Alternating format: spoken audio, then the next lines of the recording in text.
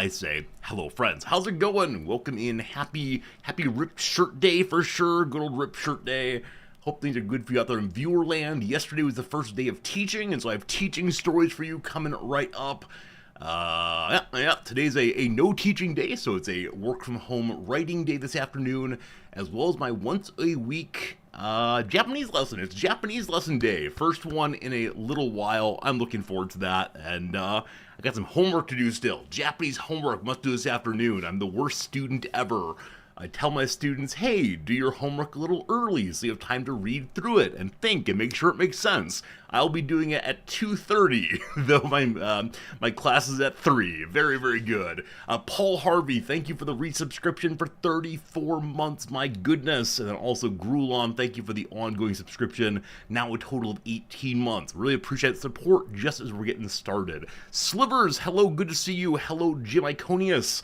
What's good today, Pepper? Hello, Marks. Good to see you today, George and Rog. Conmigo, welcome in. You asked a great question of whether I listen to the kind of music that the intro song is part of. Oh gosh, do I listen to music like the intro song? Absolutely not. I'm not one who listens to chill tunes or EDM or whatever. I don't know how that works. Whichever way, no. I listen to mostly, I don't know, like what Ben Folds once called punk rock for sissies. That is my genre for sure. Fluke, it's good seeing you. Hello, Blue Link, Unnamed Comet, welcome. Hello, Eka. How we doing, Thrumbo? Lagerfeld, good seeing you. You've been having a blast with this game. Oh, the Menace game? Yeah, we're trying Menace for the first time today. We've been bouncing from game to game for a little bit here, trying to find the game that's just right for me. And there have been so many I've tried that I've enjoyed, but yeah, today we're gonna give Menace a shot. As I mentioned on Discord, it's a game that was made by the people who made Battle Brothers and is being published by Hooded Horse, a studio we like a whole bundle, so that's absolutely great. Infinite Drek, hello! Good seeing you, A. Bolins. Hello, Cajun Killa. Cajun Killa says Sunderland is playing European football.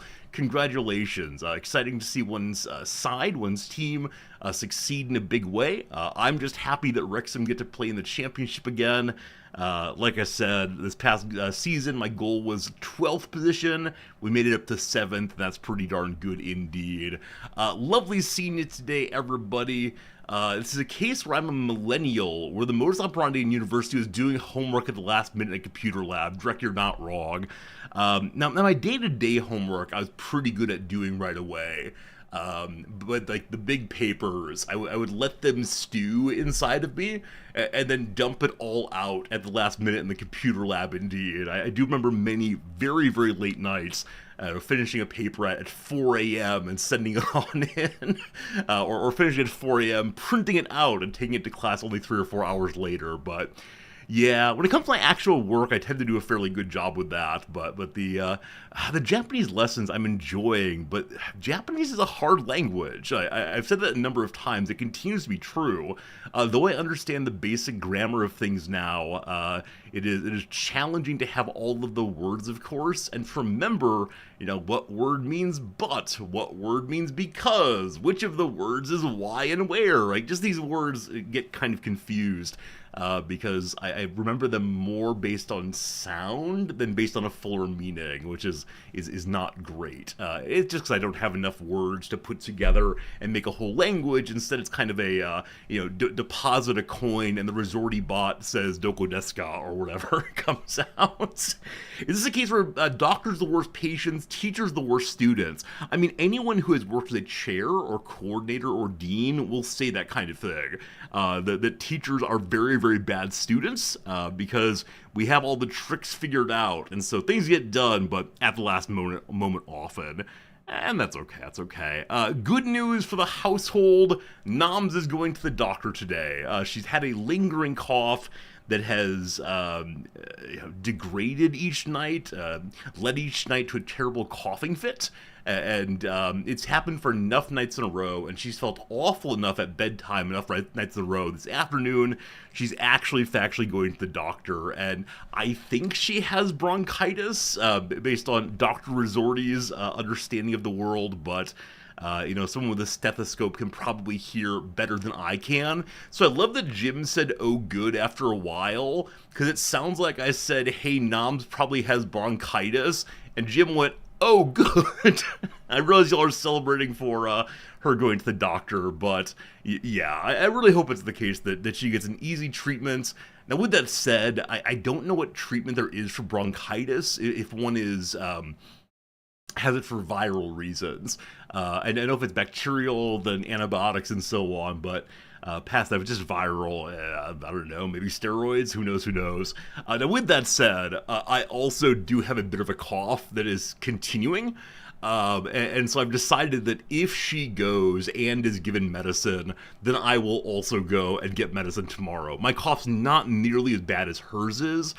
But yesterday, after like 4 hours straight of talking, I had some trouble with my voice. I had to cough a bit, and that was no fun at all. So I promise that if Noms gets medicine, then I'll go to the doctor tomorrow or Thursday, depending on my schedule. But yeah, we'll see. Let's hope her joke about pneumonia wasn't prophetic. I don't think either of us had pneumonia.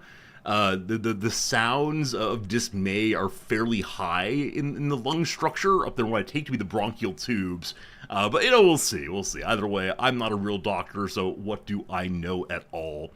What I know is that in the most recent papal encyclical, has anyone read it yet?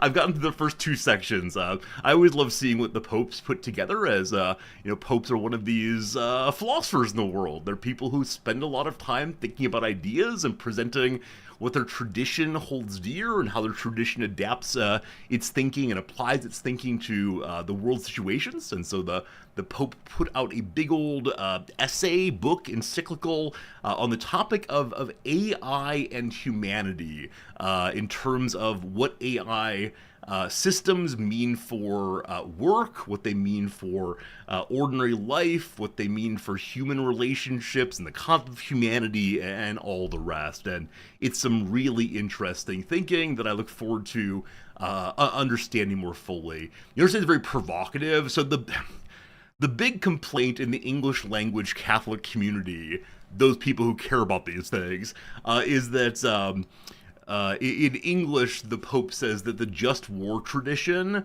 is now used to justify any kind of war at all, and so it's become outdated. Now, the just war tradition is official Catholic moral teaching. It comes down from St. Augustine, and so if it's the case that Catholic moral teaching is outdated, that might mean it's wrong. Where I believe what the Pope is saying is that they need to have a fuller understanding of what makes a war just and good, that thinks about more things that were being considered back during Augustine's life.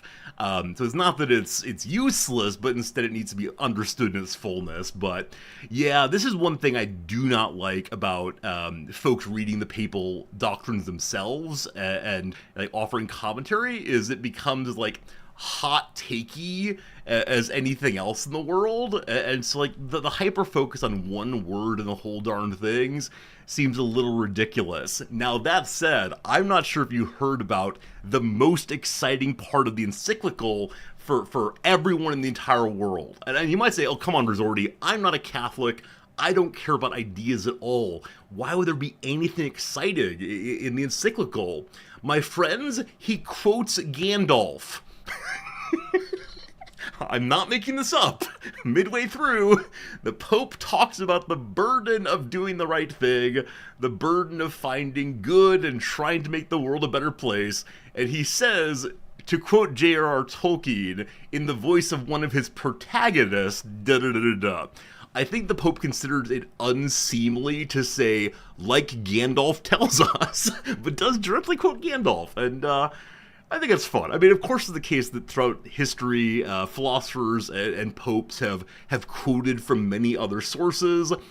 They tend to be a little more philosophically rigorous, but I think this is nice. I think it's a nice moment of blending between a certain kind of popular culture and philosophical culture, a Catholic theological culture. Now, with that said, of course, we can find inspiration anywhere, and yeah, I mean, Tolkien's a very fine writer with lots of great ideas, and if people are inspired by Gandalf, that's all to the good. And so I'm very, very pleased with that. I'll have finished my read through of the encyclical probably this weekend. It's not officially for my work. I don't work on theology or much around that topic, or even philosophy of war, honestly. But I'm always interested when the big topics are expressed by anyone publicly. Anyone who attempts to be a voice for a moral tradition that offers resistance to it is what it is, this is the way the world works, I find very inspiring. He may not convince anybody, but I want to take his ideas seriously anyway. So that's my weekend plan, to read a papal encyclical. That's how it goes. Contraption, it's good seeing you. Welcome back in. Good to see you indeed, all the way.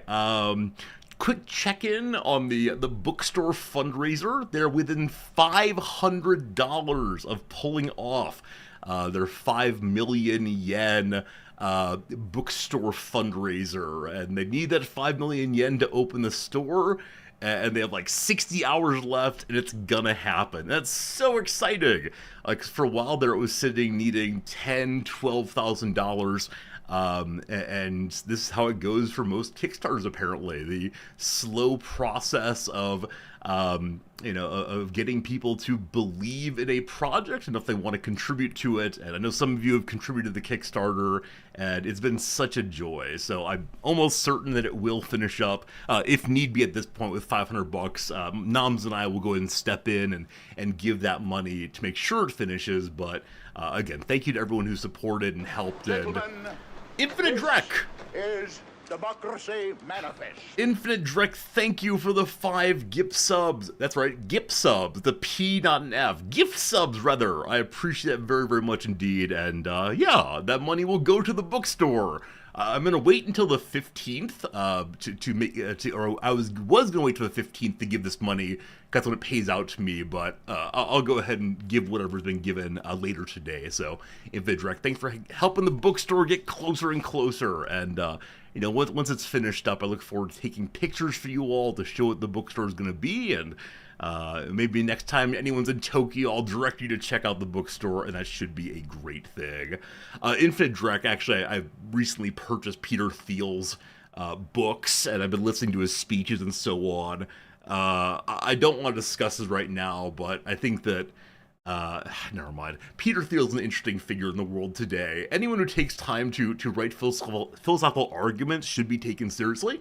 But I do worry that our arc of students is going to be like Ayn Rand into Jordan Peterson into Peter Thiel. So I just stay on top of that kind of thing.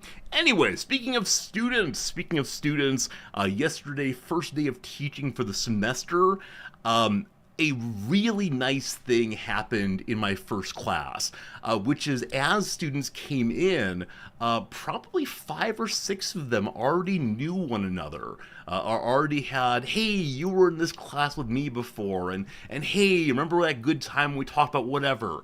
And that's such a great thing, because every semester, the big effort is getting them to feel comfortable expressing their ideas with one another. And so because there's already this nucleus of folks who are comfortable, they were very helpful in making the room feel safe and welcoming and open to other people. Now, I worried immediately, oh no, would these 6 be the central clique and then nobody else would be allowed in? But that didn't happen. And so it was really good energy in the classroom. The students were largely on board. I got a couple of amens, which I have to say is slightly new, but hey, I'll take it. There are 4 students who directly expressed that they are Christians, which was great. But one of them is, I believe, like a Southern Baptist revivalist, and he is totally comfortable yelling out amen when he agrees with things, which is very strange for his school in Japan. So I don't know. I don't want to tamp his enthusiasm, but at the same time, I worry it might be alienating for the other students. So if it continues, we may have to have a slight conversation. That said, many of them are very, very ready to express and to think. There's one student who is a little older. I think he may have been in the military before coming here. And Yeah, he came to me after class and said, "Man, when you're talking about finding the right balance of the classroom of sharing your ideas, but giving openings for other people to talk. I know you were calling me out because I talk too much." I said, "I don't know who you are, right? This is not directed towards anybody at this point. It's just my general opening comment." But he said, "Yeah, I really took it to heart. This semester, I'll try to make sure that I encourage other people to share their ideas." And, good. If that's what the guy needed to hear, then it's just fine through and through. You can see me as a preacher. I mean, I'm not making this up. Every day, even the first day of class, I write on the board, here's what we're going to do today, 4 or 5 different things. And number one on the board yesterday, I am not making this up, is preaching. So I do a little opening, before I introduce myself in any substantial way, in which I talk about what I think are some of our, cultural illnesses. I talk about the ways in which I think that teachers have failed us, and I hopefully will not fail them, and so on. So yeah, the outline for yesterday is preaching, hello, the class title, the class subtitle, the syllabus, we'll see. And we talk through it, it's fun, but I always tell the students there's an overlap between the spirit of teaching and the spirit of preaching. And, I wanted to be a preacher when I was a kid. I believe in some things pretty strongly that I think are non-controversial, at least for my discipline, which is, gosh, we have to try. There's no point in giving up. If we give up, what's the point? And I'll preach for that all the live long day. But yeah, there probably was a resorty path in which I ended up in divinity school instead of in philosophy school, and I don't know. I think I'd have enjoyed being a pastor in some ways. The idea of counseling people in hard times and helping them think about what's important to them. I think what I'd struggle with is, as a preacher, you're supposed to put forward one particular doctrinal understanding and encourage the person towards that understanding. Where in my class, in my field, it tends to be more just help the student unpack the beliefs that they think are important. Now with that, if their important beliefs are, I don't know, fascism, I try to discourage them. That path was next to the Resorty's Marine path. There had been so many paths. I like the path I'm on now, but yeah, exactly. The Marine Corps pipeline almost happened. The baseball umpire path almost happened. Yeah, there are a number of paths in life that I can say definitively I almost went and did blah, blah, blah. And yeah, it would have been very, very different resorties all the way through. And I occasionally like imagining, what is Resorty who went to baseball umpire school doing right now? Well, number one, he's probably not Resorty. And there's a tremendous fail-out rate, right? If you're able to get through baseball umpire school, which I swear I paid money for, and a week or so before the class was supposed to start, I canceled due to fear, I believe. But if you make it through baseball umpire school, you have an opportunity to go join the lowest levels of American baseball, and you can drive from city to city through the desert and get paid almost nothing for the love of the game. And most people fail out at that point. But yeah, I like to imagine that, umpire Resorty would eventually climb to the major leagues due to his good spirit and so on. Of course, you can never wear glasses. If the crowd sees you wearing glasses, there's a moment of the umpire's blind, right? So contacts all the way. What a Resorty politician or law. I did campaign manage a state senatorial campaign back in community college. I was supposed to join the campaign as an intern, and then he realized I was fairly good and so promoted me to campaign manager and paid me some, and that was pretty cool. And at that point, I saw the dark and dirty side of politics, where even slight moments of offense were spun up into, like, I mean, the candidate's a narcissist. I want to suggest the majority of people who try to be a politician are possibly narcissists a little bit. But yeah, this guy, had some other state senator who said she couldn't make it to some event, and he was convinced that this is a major slight, and he would never vote for any of her bills ever. Right, which is insane. Maybe she had a doctor's appointment. I don't know. And so this man like screamed about it. I said, "Oh, okay. No. We're not getting into politics. I don't have the right spirit for it, and gosh, I hope that no one ever does." Yesterday, I started reading that book I showed, which is Politics About Politicians, and she quoted in the intro a line from Chesterton, the British novelist, which is the whole point of democracy is like a cheerful hostess trying to help the shy people get comfortable. Something like that. I found it absolutely delightful as a definition of democracy. Because obviously there are a lot of people who will go right out there and tell you how it is and take over. But the people who are shy or introverted might hold back a little too much. And so democracy, like a cheerful hostess, tries to get those people involved as well. And I find that an absolutely delightful understanding of democracy. I'll probably use it in my classes in the future, but it's a little bit of funniness. How about the resort of you completed nursing training? Yeah, that's right. I have a certified nurse's assistant license. By now, if I finished the nursing path, I would be in nurse anesthetist school, or in my third year of being a medical doctor, depending on how that path went. Too many paths, friends, too many paths. Let's stay on this one, the path of teaching and so on. Other things from my classes, the second class is much smaller, and unfortunately is in a very large room. It's 14 students in a classroom that holds 48 students.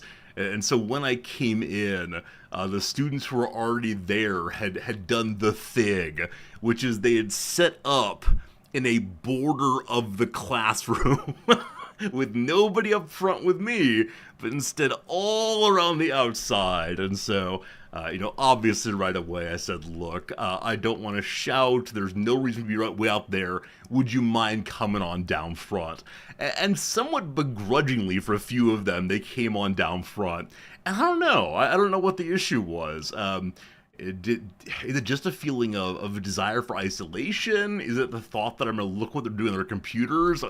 I'm not sure. But it led to a better classroom energy than there being way back there.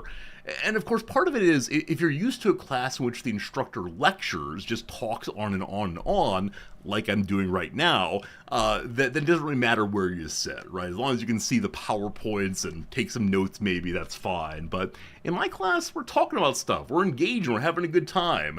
Next time, bring them a bowl of hard candy. Wait, why? Is it because kids like candy?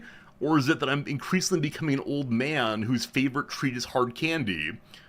You're not wrong, but we don't need to put it out there quite so aggressively. But yeah, once they got to the front, they began to open up a little bit more. That class is going to need some more energy on my part. They're much less comfortable with each other, which is fine. It's the first day. But there's also a student, who has two superlatives applied to them. Number one, they're the most, not stoic, maybe stolid, is that the word? S-T-O-L-I-D? They sit stone-faced. Even when they're responding to a question, they do it with almost no emotion at all. The Easter Island heads, or that giant head on Secrets of the Temple, that game show I saw as a kid, like absolutely dead-faced. And they answer the question, and they have interesting things to say, but like no emotional character at all. Are they a psychopath? Anyway, but also, they have the largest hair of anyone I have ever seen. And when I say that, I don't mean it's like a little frizzy sort of thing. Instead, their hair is really high, like nearly as high as a mohawk, way up there, but all the way around. All the way around. So it's like it's like this. Like all of that is hair. And that's amazing. Except when I'm talking at them or with them and like they answer a question. Yeah, professor, I think that. Yep, dead faced. Kuwabara hair? Wait, what's that? Let me look this up real quick. Hello, Jordan, good seeing ya. Kuwabara hair. Oh, this is interesting. This is not what I mean, actually, but some anime nonsense on your screen right now. It's even bigger than that. It really is a ton of hair in a style I've never seen before. Now, unfortunately, though I do have a picture of the student, right, the here are your students roster, humdrum, thank you for the resub. You say peace to you all, and also peace to you. Hopefully we can find some good peace in the world today, and every day maybe. As part of the Pope's most recent encyclical is we should always be looking for opportunities to have peace rather than jump into conflict. And that's absolutely great. Is it curly like an afro? I don't think so. Is it curly like a poodle's hair maybe? One second. What do poodles look like? Yeah. It's kind of like the hair atop a poodle, but it just goes and goes and goes. And I'm so curious how they make this happen. Like, is it a matter of styling? Is it a matter of, like, carefully putting in place? Does it just exist? Oh, like, do they use it as a pillow, possibly? I don't know. That student I want to know more about. I mean, many of them want to know more about them, but when you decide to wear a part of your body that way, you are clearly making some kind of statement. And the statement might just be, hey, this looks cool to me. It might be a statement of, I don't know, like perhaps ethnic or cultural belief and habits.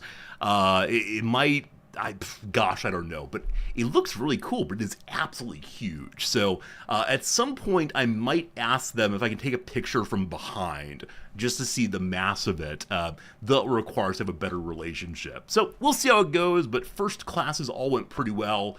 Except for the awkward part. As many of you know, we have half as many sessions in the summer as in the autumn and spring term, and so I need to pack 2 class days of material into a day, and I don't have the segues all figured out terribly well, especially out of day 1, because day 1 is usually, we do some things, we introduce ourselves, we blah blah blah a little bit, and then I say, hey, would you mind going home and thinking about this, this kind of big question, and then coming back and we'll discuss it. And, this time I had to instead say, well, here's a pretty big question. Think about it for a minute. All right, here we go. And that did not transition as well as it normally would have, and I got to work on that for sure, but how it goes.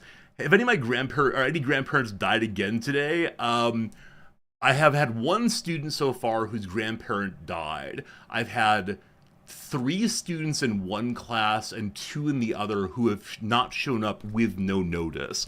Now, first day of class, a lot of people assume will just be syllabus day, and so there's nothing of content to do there. In my case, they're wrong. On the first day in one class, after describing all of the assignments and saying there'll be a final exam on blah blah blah day, I then say, here are your final exam questions, and I proceed to tell them literally what the final exam questions are. And what I am so pleased/disappointed in is, once again, while telling them here are the final exam questions, I am not joking, no one wrote down anything. So I guarantee in 7 weeks or so, I will say, hey, remember you have an exam on blah blah day at blah blah time, and they'll say, hey professor, can you give us some study guides or give us some ideas what's on the exam? And I will say, on the very first day of the semester, I told you everything that's on the exam. And they'll say, oh. And then I have the hard question. Do I tell them again? And the answer is no. No, I don't. But I don't know why they don't write it down. I could say directly, hey, you should probably write this down. But it seems like such an obvious thing to me. If the professor says, here's what's on your exam, no, really, these are the questions I'll ask you, and you don't write it down, that's on you, baby. That might be. They don't believe me. I don't know why. I don't know why. I never intentionally deceive students. That's a rotten trick. Why? Why is that a trick contraption? I'm being honest with them. I say directly, like, I say, look, we're going to cover 14 thinkers this semester. I will ask you to pick 12 of them. On each one, I will say, what's the most important idea that you've learned from this thinker this term? Why is it important to you? And then in what way are you going to be influenced by this idea in the future? That kind of thing. The second part of the exam will be, you've been required to take this class. Everyone who is graduating from our school must take this course. Should they be required to take the course? Those are the questions. There is nothing hidden here. You do exactly that and we're good to go. So, I don't know. Maybe they consider it cheating? Am I cheating by telling the students what's on the exam? Wait, why is that cheating? I don't know. Hey, Frog, how's it going? First dive into philosophical literature. Oh my goodness, you bought Notes from the Underground, The Trial, The Metamorphosis in 1984. I mean, all of those have really interesting ideas, Frog. I think I might add to that, Camus' The Stranger, probably. Would be a good one to add for a more strongly existentialist bit. You might also consider, what's it called? Brave New World, and then the follow-up books to Brave New World that Huxley put forward. But yeah, when it comes to philosophical literature, there is ton. And if you send me a message on Discord or put a message over in the book club chat in Discord, other people can help you with that, or I can help you. But yeah, when it comes to philosophical literature, gosh, there's a lot, and part of it matters, or part of it depends on what you want to think about, because I can guarantee that someone has written something about basically any topic by now, which makes it so hard to find new topics to write about. Anyway, you had a professor who told you exactly what the exam questions would be, and then it was none of those questions. That's terrible. The only time in the entire semester that I lie to my students, and it's only a partial lie, is when I tell them a story about what happened to a friend of mine, what a friend of mine did. And I tell the story in great detail and ask the students, what do you think about my friend's choices here? And the friend is me, right? I worry, though, if I come out and say, you know, this person is me, judge me now, it won't work well. So the question at its heart then is, can you be your own friend? I'm going to go with yeah. Like, when you take care of yourself, you're doing it because you have a friendly relationship with yourself. Maybe. Anyway, enough opening blather.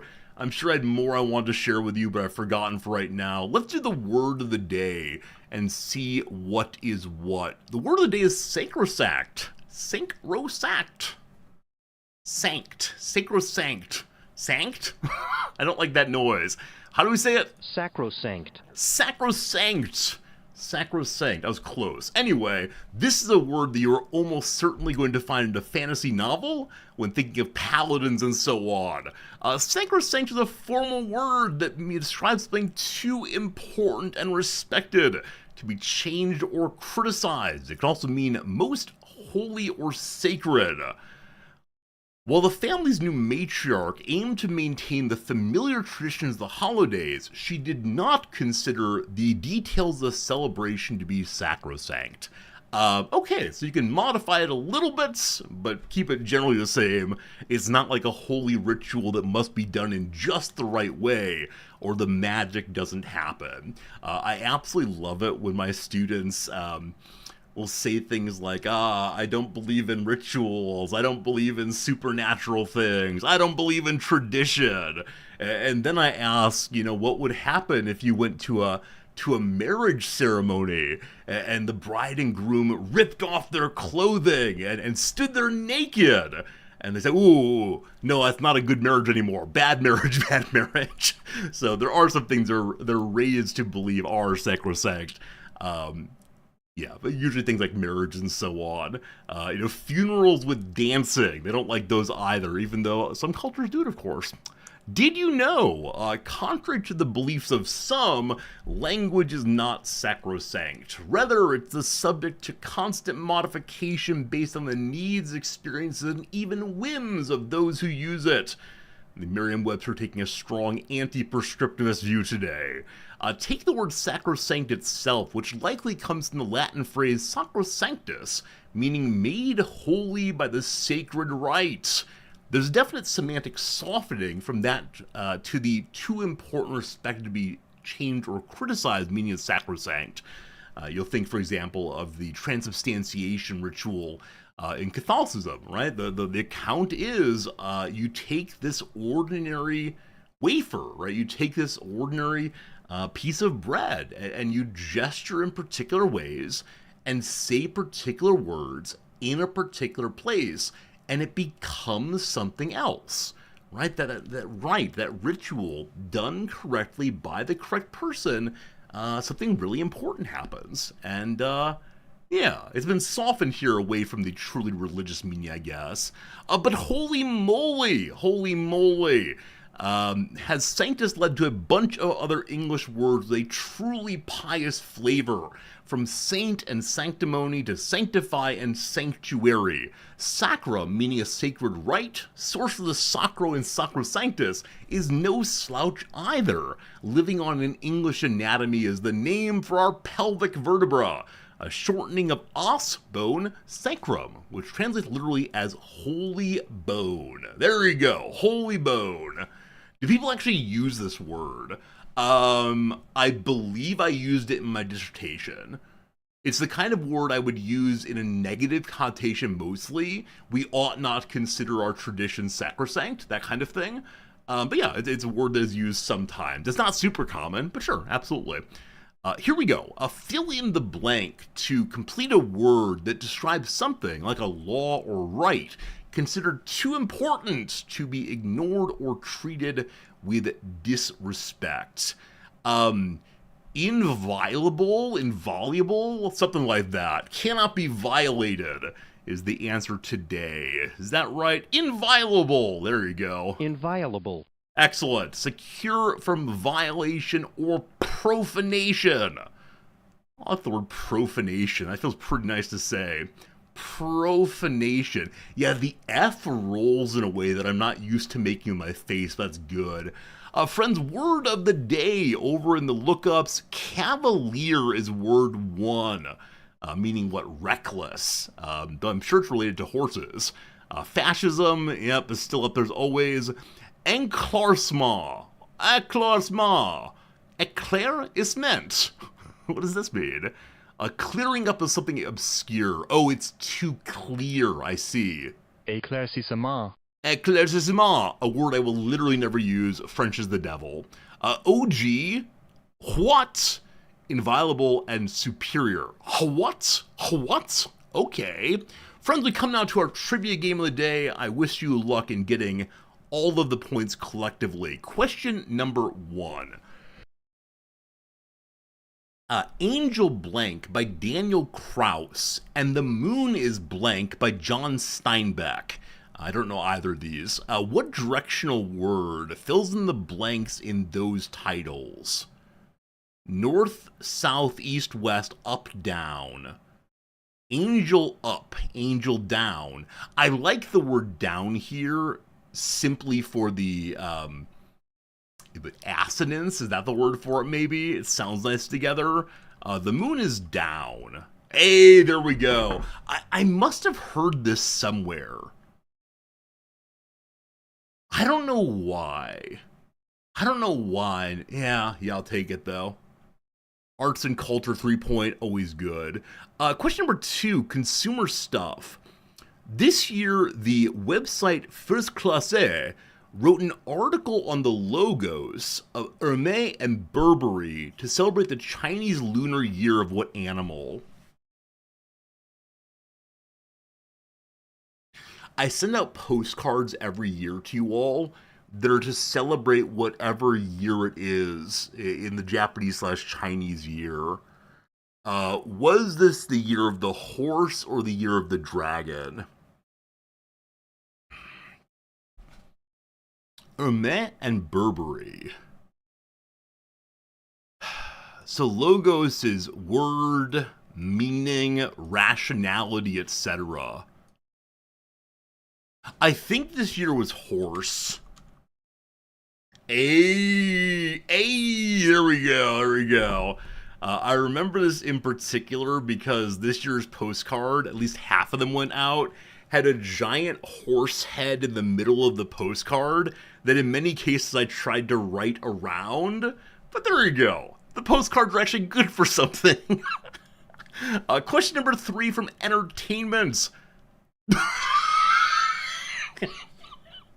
The High Elves, Skaven, and Vampire Counts are armies supported in the 8th edition of what Games Workshop brand? Anybody want to play some Warhammer?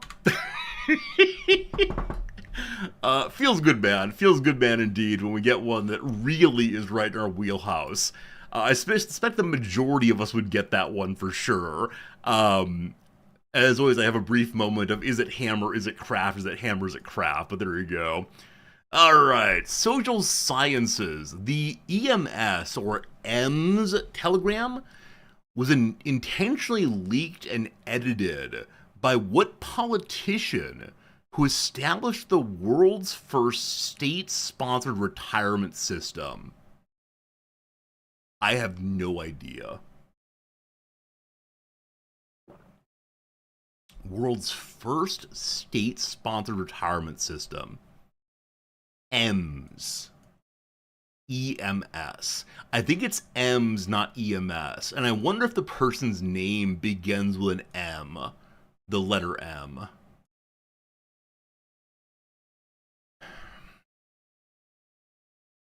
I should know this. I should at least know what country had it. Part of me wants it to be India, very much indeed. It could be Canada, it could be Britain. Actually, there might be a much earlier one.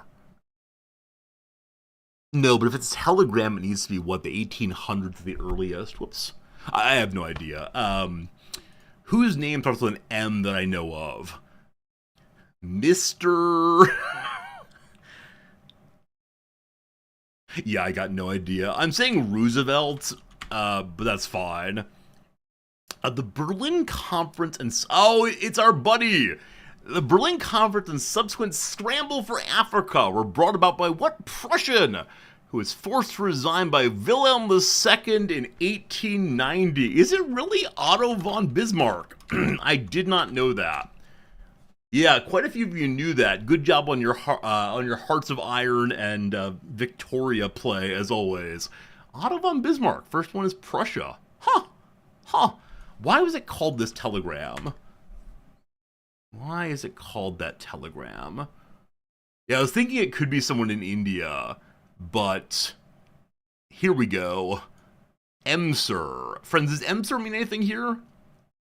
It refers to a resort spa. There you go. That's lovely. The domes look so nice there. Huh.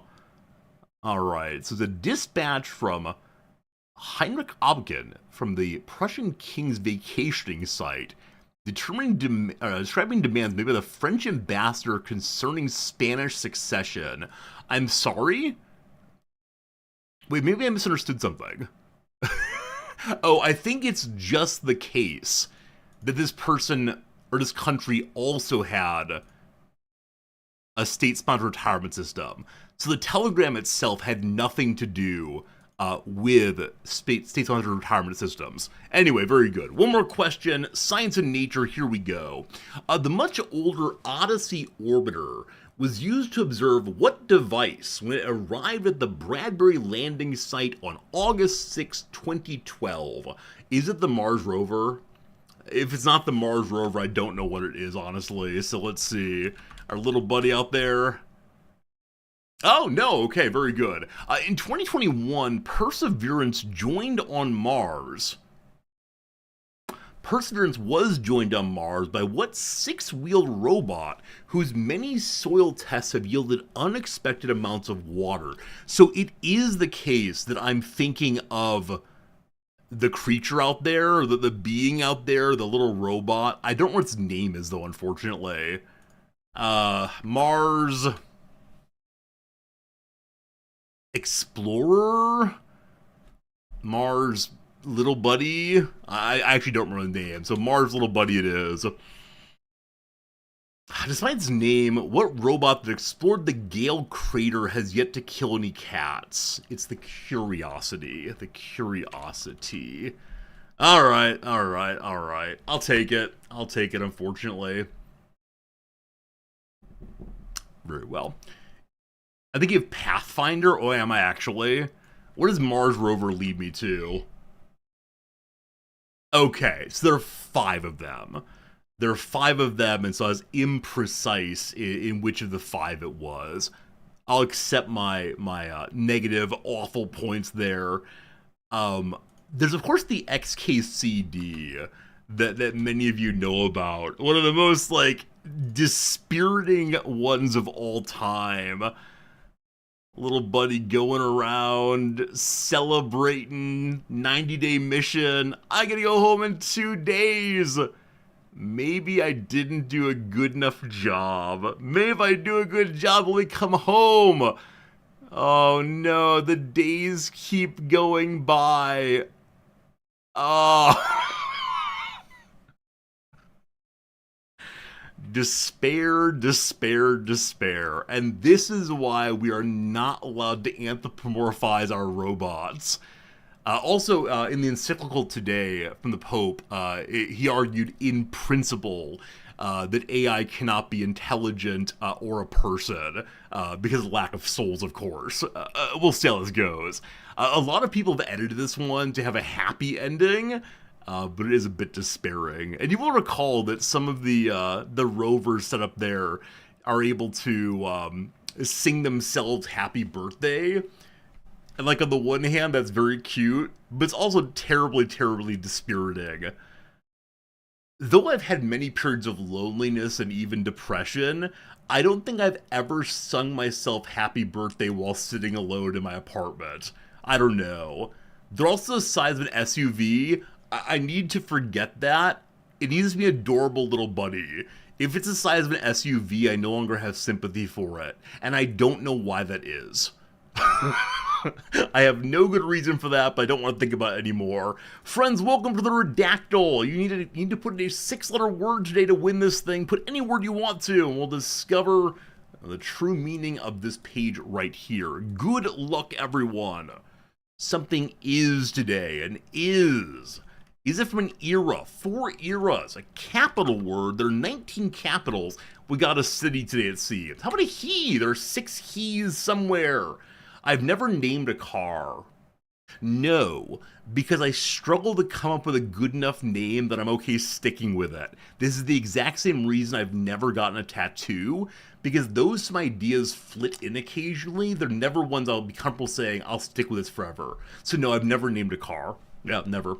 I've called my cars by their license plate. Anyway, back to it, I'm sorry. Mars! There are no Marsuses. System, there are 8. 6, there are 9 sixes.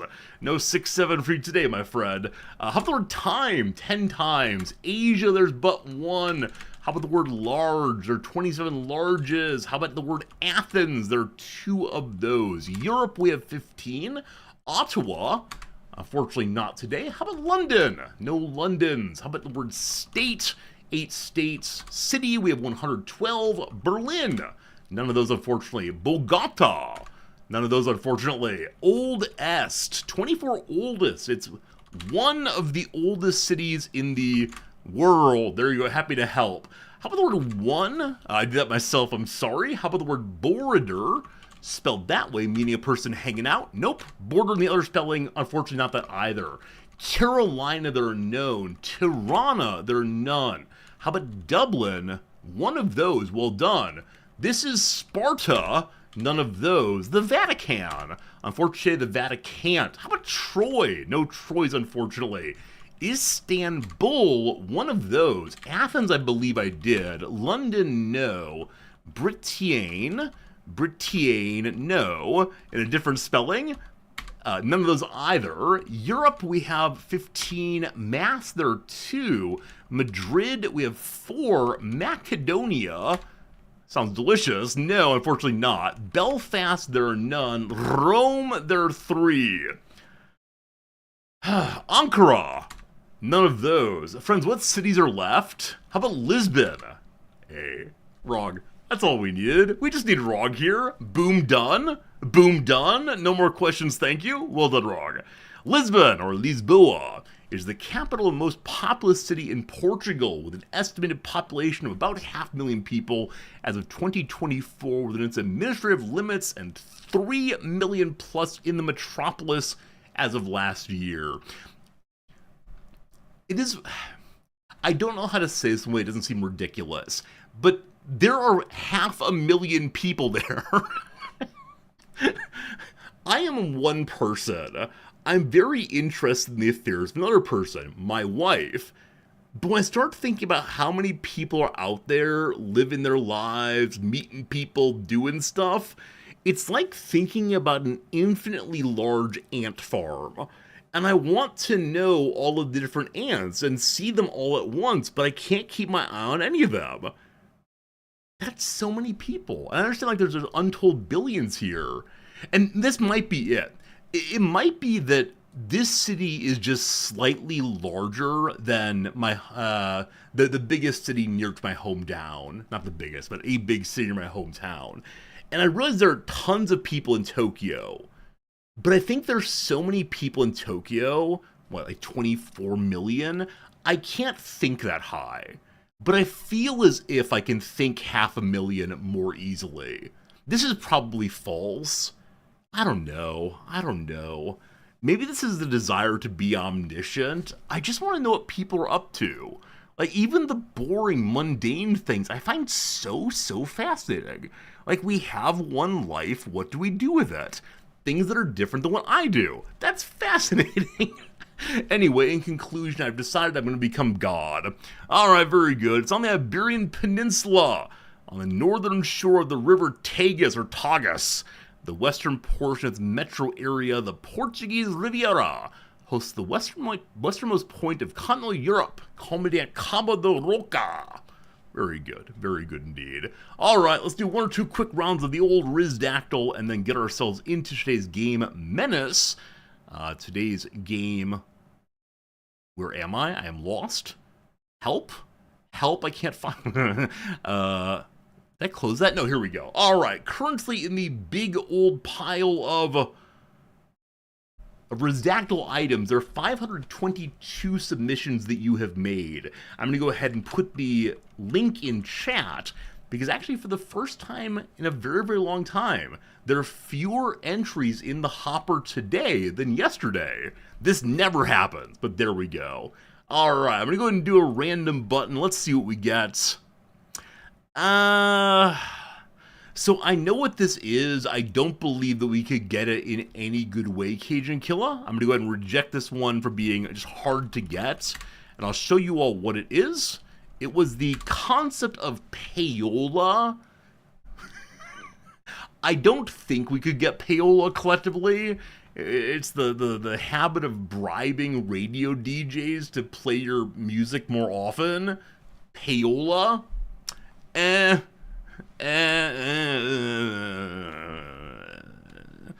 sorry. Thank you for submission. Probably not. You probably could have gotten that. So the reason I don't believe it was doable is not that we don't know what it is, but I don't see a relatively easy question path to get there. I think we could get to radio, but I don't see how to get from radio to payola without really crazy questions. Like, is it about corruption? But how do you get that question off radio? I just don't see it happening.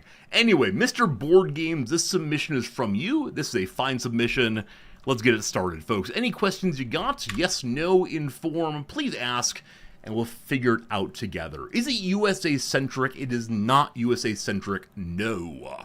Not USA-centric. Congratulations, peoples of the world.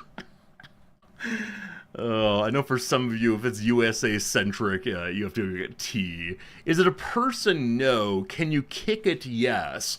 Is it a place? No. Is it a person? No. So the only yes so far is yes, it is kickable, which is to say tangible, I guess. Is it fictional? Nope, it's real. Is it a color? Nope. Is it a football? Nope. Is it an object? No. Could you lick it? Yes, you can. It is tangible. Is it a baby? It is not a baby. Let's stop being weird. I'm feeling like it's getting weird now. I don't need weirdness in my life. Does it currently exist? It does currently exist. Is it found in the ground? Is it found in the ground? Not that I know of. But I'm ready to say that it could exist on the ground, maybe. Here we go. Is it a ball? No. Is it used in sports? No. Is it unique? No. Is it an animal? It is an animal, yes. Is it organic? Yes. Is it edible? Yes. Is it bigger than me? No. Is it a statue? No. Is it meant to be kickable? I mean, you do you, fam. It's not a sporting item or a, I don't know. What else do we kick? The leg of your chair, or you actually kick it? No. Is it a mammal? Yes. Is it a pangolin? No. A rodent? Yes. The armadillo? No. Is it often in a zoo? I don't think so, but maybe. Is it a poodoo? No. Is it nocturnal? I don't believe so. Could it fit in a bread box? Possibly. Is it a shrew? No. Does it fly? No. Is it a bird? No. Is it a vizcacha? No. Is the animal farmed? Not to my knowledge. Is it a capybara? Well done on that one. Baghdad Bob got it just before Rog there. Well done. Big rodent. Largest living rodent. There you go, team. It's semi-aquatic herbivore that inhabits savannas and dense forests, living near and in bodies of water and feeding mainly on grasses and aquatic plants. Look how amazing this is. Look how amazing this is. To be fair, a capybara is not kickable. I mean, I'm not saying we ought to do so, but when you all ask me a question, I will give a yes-no answer. Yes, it can be kicked. If I start moralizing about the questions, then the game falls apart. Nonetheless, Baghdad Bob, congratulations all the way. You're planning to do a capybara experience for a kid for your 12th birthday. Cortrapta, that's very cool. Is this a, like, feed the animal, pet the animal kind of thing? That's how it go. Anything can be kicked. No, the concept of love cannot be kicked. I take the idea of can it be kicked as a way of asking indirectly, does it have a tangible form? But fine. You all moralize against each other, I don't mind. Let's go ahead and do one submitted within the past day or so. Scroll. That's fun. That's fun, but no. What's wrong with you people? You know what? I think this is fun. This one here's a fun one. Yeah, good luck, team. It's on the board right now. I look forward to moralizing this time. Rabble. Good luck. Okay. Is it a person? It's not a person. No. Is it fictional? It is not fictional, no. Is it a place? No. Who submitted this? It's a great question, thank you. The submitter was Cat Lover. Cat Lover is the submitter. Can you eat this? No. Is it venomous? No. Is it a carbon-based life form? No. Is it unique? No. Can you eat it? No. Is it the Dewey Decimal System? No. Is it a concept? I'm going to say no on that one. Is it STEM related? I wouldn't go there first. Do I condone kicking it? I would not kick it. Is it the Quakers? It is not the Quakers, no. Have there been any yeses so far? I believe I said no to every single question. Is it an event? No, but you could categorize that way if you really needed to. It is not an event, though, no. Does it currently exist? Yes. Is it space-related? No. Does it spark joy? Yes. Generally, yes. Is it a concept? No. Is it a historical moment? No. Is it man-made? I'm going to say no. Is it an activity? Yes. Thank you. It's an event in the sense of it being an activity. Yes. Is it a piñata? No. Is it a natural phenomenon? Sure. Is it mathematical? Not primarily. Do people do it? No. Is this a recurring event? Yes. Is it an occurrence? Yes. Is it a sport? No. Is it sports related? No. Is it a birthday? No. Is it a celebration? No. Is it sunrise? Hey, Kaz, it's not sunrise, but I like it. Is it done more for pleasure than for utility? I don't think so. Is it a disaster? No. We may need to offer a course correction here in a moment. Is it dinner? No. Is it an astrological event? No. Does it involve birds? It could, but doesn't have to, no. No, it could involve birds, though. Is it breakfast? No. Nor is it second breakfast. Would I do it in my backyard? No. Does it involve food? It can. Does it involve a specific species? Yes. Is it looked down on typically? No. Is it a funeral? No. Is it political? No. Is it Thanksgiving? No. Do cats do it? Yes. Is when objects don't cast shadows? No. Is it an illness? No. Migration? No. A forest? No. I love that someone guessed migration on YouTube and Twitch simultaneously. That's beautiful. Is it horse racing? No. Is it hibernation? No. Is it sunning? No. Is it grooming? No. Is it licking oneself? No. Is it purring? No. Oh gosh, what else do cats do? Is it bathing? It is not bathing, no. Is it related to sleep? Not to my knowledge.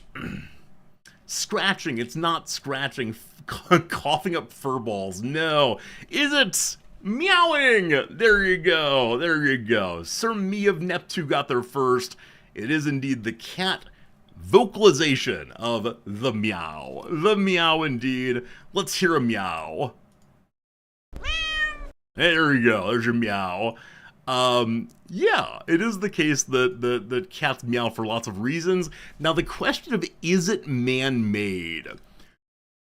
I said no, it's not, but as I understand it, cats do not ordinarily meow at each other. They have other vocalizations like hissing and screaming and so on that are indeed pre-domestication. But meowing is used to indicate and interact with other kinds of animals, namely humans. If I had said it's man-made, I don't think it would have been helpful for the game. That's why I said I'm gonna say no to man-made, and I said it in a way that indicates I could have some debate on that one. It's a concept, yeah. So I've reserved the word concept for things that are broader human ideas. Like, on the one hand, like, look, we can make concepts out of everything. Like, the idea of a phone, right? I think of my iPhone, my grandmother thinks of the rotary phone. This is a concept. But if someone says, if we have the game phone, and you ask, is it a concept? I'm going to say, no, it's not a concept. Because again, the rules of the game are better that way, or the experience of the game. If it's something like democracy, I'll say it's a concept. But those are the rules, and we play them that way always. Should we do one more? I'm actually having a really fun time right now doing this, so yes, we're going to play one more. Is it possible I have more fun playing this game than I do playing games that were made by actual developers? Have I found the world's greatest game? I think I have. One more random one. Here we go.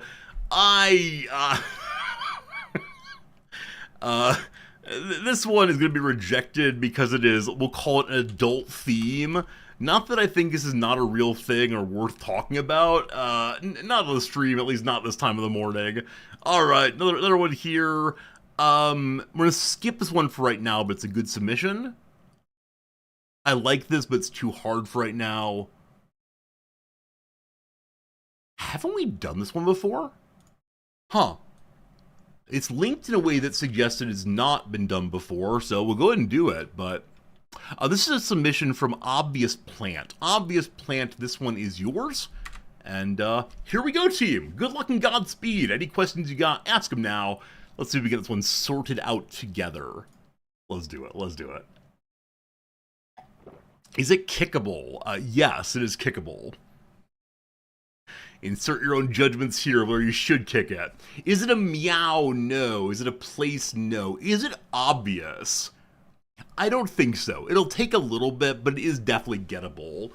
Is it a person? No. Would it object to being kicked? No. Would kicking it hurt my foot? I don't believe so. Is it a capybara? No. I know I said, didn't we do this one? I don't mean today. That's amazing, my friend. Is it unique? Yes. Is it a plant? No. Is it common sense? No. Is it STEM-related? No. Is it a chair? No. Is it a tea time submission? It is not specifically American. If you want to stay, you're welcome to.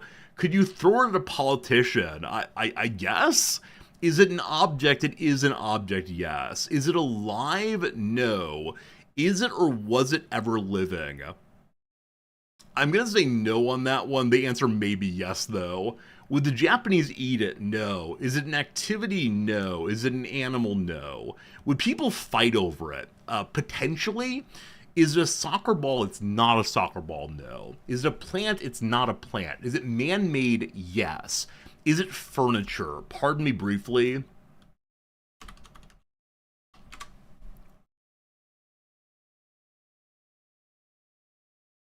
Oh boy, let's see here. I think the answer is no, it's not furniture. I believe. It's not furniture, no. Would you find it in the average home? No. Is it oil? No. Is it made of organic material? It is. Is it water? No. Is it ivory? No. Is it the stone of Scoon? That's furniture. Can it be used as furniture? No. Did it exist before 1840? No. Does it currently exist? Sorry, wrong answer. Did it exist before 1840? Yes, it did. It existed before 1840. I misspoke. Is it a pillow? No. It does exist. Does it come in packs? No. Is it gasoline? No. A Fabergé egg? No. Is it man-made? Yes. But again, pre-1840, I rarely misspeak, but today we definitely did so. Is it art-related? Yes. Is it made of wood? I don't believe so. Is it used for entertainment? In some sense, yes. Is it a saddle? No. Did it originate in Europe? It did originate in Europe. Is it a mirror? It is not a mirror, no. Has it changed much since it was created? I don't believe so, but I'm ready to be corrected on that one. I believe it's similar to when it's created substantially. There we go. Could you heist it? I believe in you for sure. Is it the Amber Room? No. A charcoal pencil? No. Is it a piece of art? It is a piece of art, yes. Is it typically found indoors? Yes. Does it hold other stuff? Not literally, no. Is it made of animal products? Not primarily. I don't know enough to say if it definitely is or is not, but not primarily, no. Is it a painting? No. Is it in the Louvre? I don't believe so. One more on this one. No, it's definitely not in the Louvre, thank you. Is it fresco? No. Is it used by the common folk? No. Is it a specific piece of art? Yes. Is it on canvas? No. Is it made of precious materials? No. Is it a blue diamond? No. Is it in a museum? Yes. Is it pottery? No. Can you hang it on the wall? Yes. Is it David? No. Is it a picture? Kind of. Is it the Bayeux Tapestry? Nooster, well done, my friend. Well done indeed. It is the Bayeux Tapestry, through and through. Depicts the events that led to the Norman conquest of England. Very good, my friend. Very good indeed. Look at Bishop Odo there. So what I don't know is if any of the coloration on it comes from animal dyes. It is linen, and so cloth, and so that part was alive, certainly. But yeah, I don't know about the dyes being animal or not animal. Nooster, very good job as always. As I've mentioned previously, the reason that Nooster wins is Nooster takes notes while playing this game, and so it can look back and figure stuff out, not just randomly make up noises like the rest of us. Wait, I'm sorry, what? It's this big? I mean, I know it's like 70 meters long, but when I actually see the number of drawings here... Oh, interesting, it's in Latin there. Someone said they've seen this. Yeah, Locksmurf, you've seen this. Yeah, I knew it was big, but man, it's telling a story in picture. The battles of Harold through and through. I don't want to look too... I mean, I do want to look very slowly, but... What is it like here if one is... Like, how is it displayed? Those of you who've seen it. Is it all on one big wall? Or does it go around corners? Because this would have to be one heck of a big wall. Hey, there's Edward. And I could imagine spending all day going bit by bit by bit through this thing. It's one of these artworks. It's one of these artworks where I think any amount of study is insufficient. I'm guessing the experts on it still enjoy going through bit by bit. It's crazy. Slivers, thank you for gifting a subscription to Placebo Saggins. What a name, as always. It's like a medieval Marvel comic. Exactly right. Also, I need to give the points here to Nooster. Nooster, again, good job there, my friend.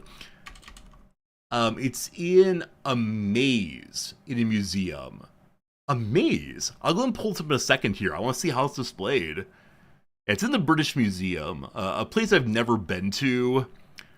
I have conflicting thoughts on the British Museum that I think all right-thinking people do.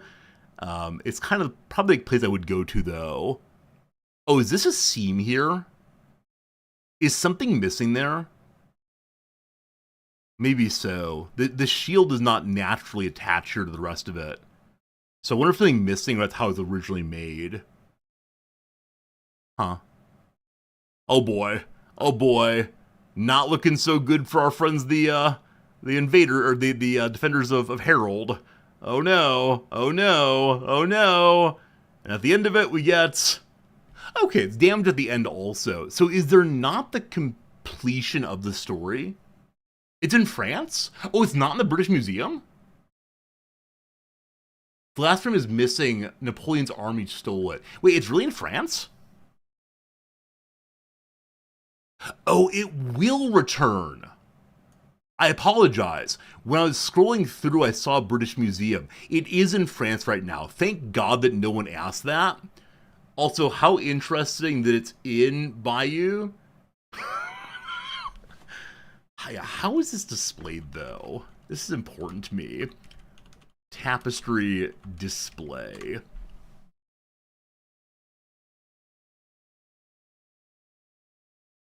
Wow. Wow.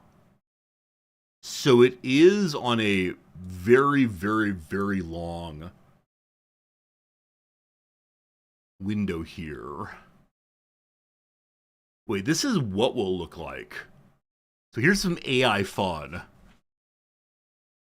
Oh, I appreciate that it's leaned a little bit so you can stand over it and look down, without having to like bend over all the way. Bending over all the way for art is always so awful. Yeah, but I think these might be AI folks. This is the goal. I'm sure it would be absolutely terrible for the item, but it'd be kind of cool if it scrolled for you. I actually don't want this, but like some conveyor belt thing spinning around always and always. Okay, I was thinking initially this item to the right here was one of those people movers, those flat accelerators. Yeah, Sushi Belt Art Museum. Too many words. We don't like words. And then other items. That's be cool. I'm not going to say it's a life dream to go see this, but if teleportation were possible, oh man, team, I got one student that might be a problem. One student might be a problem. So to get the students thinking and open up a little bit in my Utopias class, one of the first questions I ask them is, if you could change one thing about the world to make it better, what would you change? And some people give kind of serious answers like, hey, I'd love for people to be able to communicate more openly. One student, who is definitely Chinese, said, I'd love it if everyone in the world could speak one language. And when I said, which language should that be? She didn't like that question at all. And the students didn't know about constructed languages at all. None of them had heard of Esperanto, which really surprised me a little bit. But so we go around, and I say, I sure do wish it that there weren't loud motorcycles because they disrupt my sleep sometimes. Yeah, this kind of thing. One student said, if I could change anything in the world that would make it better, I would remove the limitation from the speed of light. I'm a political philosopher. What do you want me to do with that?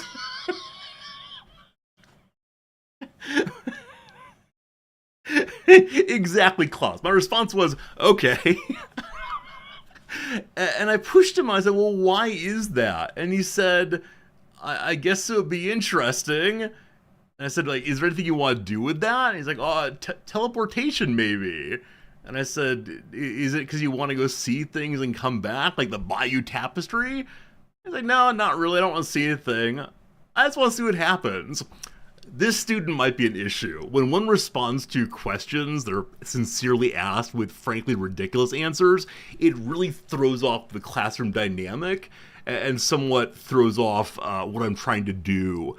So hopefully it was just like a first day bit of silliness. That's fine if so, but if he does that all semester long, it's going to be one of the more challenging classes. And we'll talk our way through it, we'll figure it out, but yeah. He will be known from now on as Speed of Light Guy. Speed of Light Guy is going to be one of the casts of characters this semester, I guess. Alright team, we should probably play a video game. We are in the Menace directory. I've yet to launch this game, so it might be a moment while it gets set up and so on. It's not a limitation, it's a definition of speed. I'll say it to him next time. See, this is the part where I wish some of you were in the classroom instead of me, as I can talk about lots of things, but not... oh gosh, there's a video.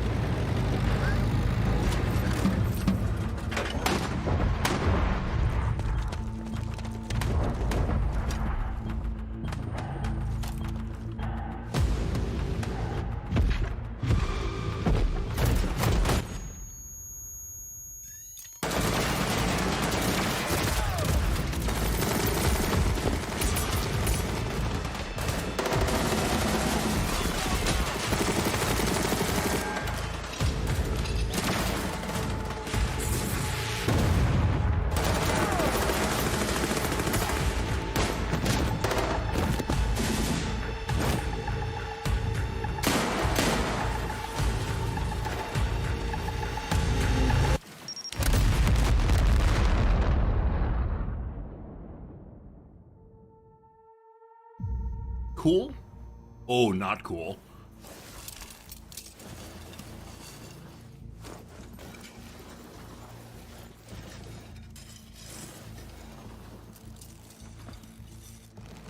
Where are we going? Where are we going?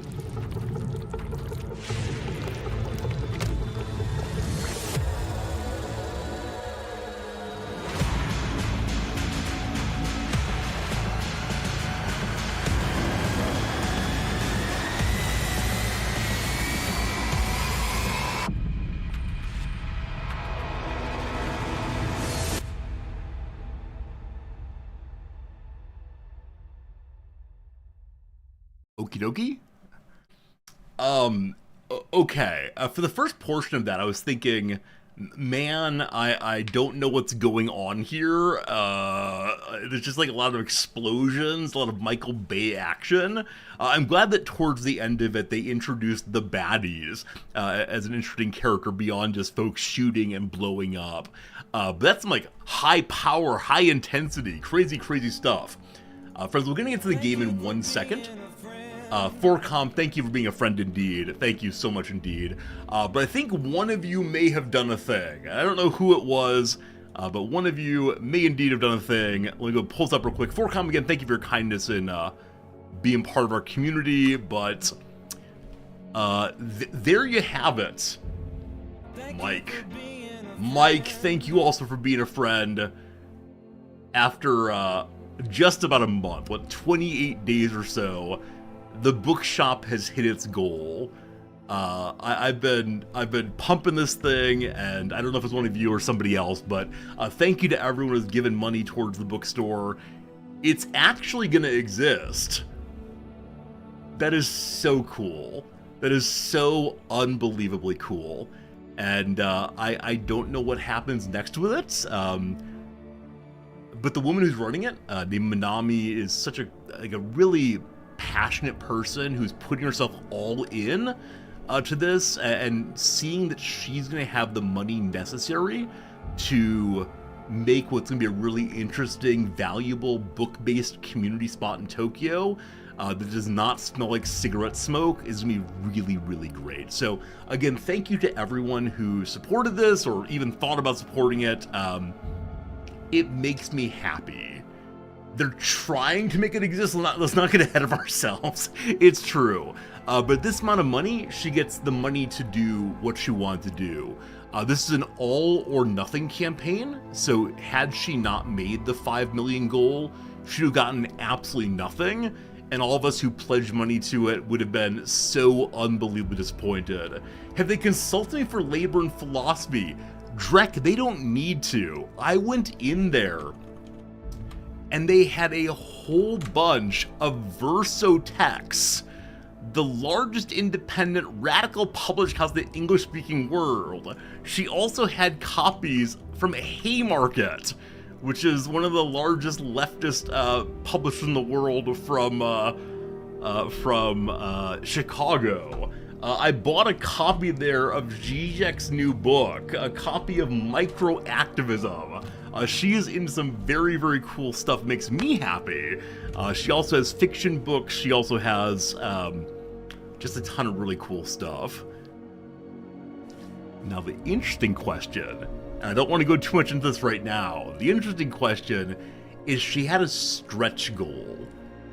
And the stretch goal, she indicates, is wanting to do a lot of other really cool stuff that will help the community beyond just selling books.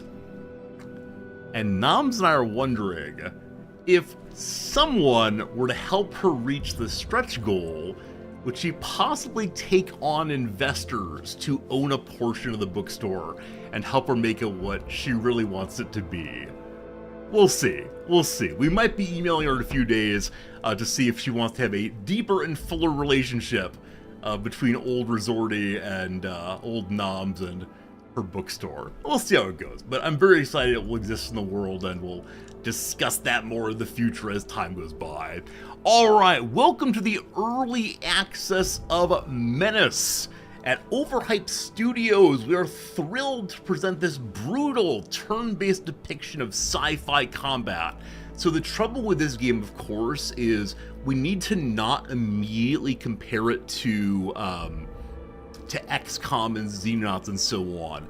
Also, we have to be so unbelievably careful not to say this game should just be Battle Brothers. Because a lot of people who really enjoy Battle Brothers might come here and say, oh, it's made by that team, it should be Battle Brothers in space.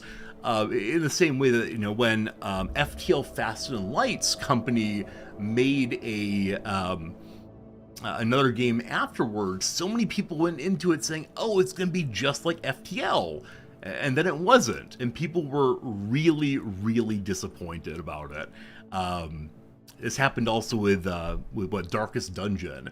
People love Darkest Dungeon, and then the second one came out, and it wasn't the exact same game, and people were kind of bummed about it. So we'll see how it goes, but I'm partially just reminding myself that I should not be expecting Battle Brothers here. Okay. It's going to be a hard game, but you're going to overcome, and you are going to be successful. Likewise, through Early Access and beyond, we'll be tirelessly working to add new content, fix bugs, and balance the game. And a big part of the process will be your comments and feedback. Every little bit helps. So between now, then, and forever, thank you for support as we work to make Menace the best experience possible. And remember, service is always an act of valor. Act of valor, there you go. The game will be amazing out of early access. Yeah, I'm probably just gonna play this game today a little bit and then put it on the shelf until it comes out of early access. With story-based games, I don't want to play too much of them until they're fully made. Do we push the tutorial button? Assuming it's similar to Xenonauts, etc., that's a game that I know how to play halfway decently. But okay, we'll start the tutorial. If it's not needed, we'll go ahead and skip past it. Our predecessors set those gates up. To leave them in a state of disrepair like the Wayback does is an engineering atrocity. Return to the combat simulator, General Crozier. Per TCRC2 network analysis, the Wayback will present us with very unique challenges. The combat simulator has been updated accordingly. SL status members lead infantry squads or pilot hardware. These are the most valuable units in the C2 hierarchy and are the spear tip of the TCR Marines. Okay, I'm gonna go ahead and turn up the volume a little bit. Oh, can I not? Maybe over here. Okay. Yeah, the voice volume is a little quieter than I like it to be. I want to make sure you all can hear what we're being told. Voice volume, there we go. I'm always so grateful when devs do this. Namely split out all the different audio tracks to make it just what one wants it to be. We'll try that 140 and see how it goes. If it's too loud, we can change it, we'll see. Hey, Jurgen, good seeing you. Hope things are good for you. Okay, so these are the most valuable truths been told. Out of all the Marines invited on the mission to the Wayback, I don't know what the Wayback is yet. It feels like it could be some kind of, I don't know. Like, unfortunately, every time I think of the Wayback, I think of the Wayback Machine, which is an internet archive site. I don't like the name right away, but we'll see how it goes.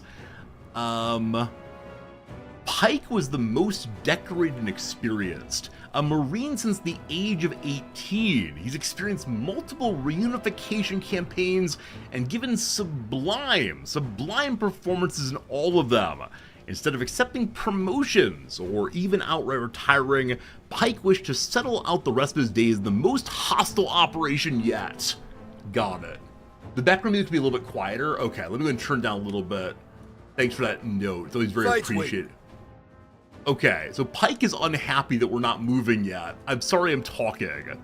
So we select Pike. To maximize combat efficiency, you have total C2 authority. Morale permitting, SL status units will move and shoot as you command. So if their morale gets too low, they'll stop obeying commands. Got it. Edwin Pike. Huh. I wonder if Edwin Pike is in this group, or if he's the leader from somewhere else, or... Because there are 4 squaddies. La Maestra, Sassy, Riri, and Julian. So there are 4 squaddies and Pike. Okay, he's the guy in the middle. I see his crew cut now. And the squaddies all have helmets on. Cool. Taking command costs 60 action points to use. A truly cohesive unit will learn to take orders from their peers, not just from those up the chain of command. This gives 40 AP, action points maybe, to a friendly unit within 6 tiles.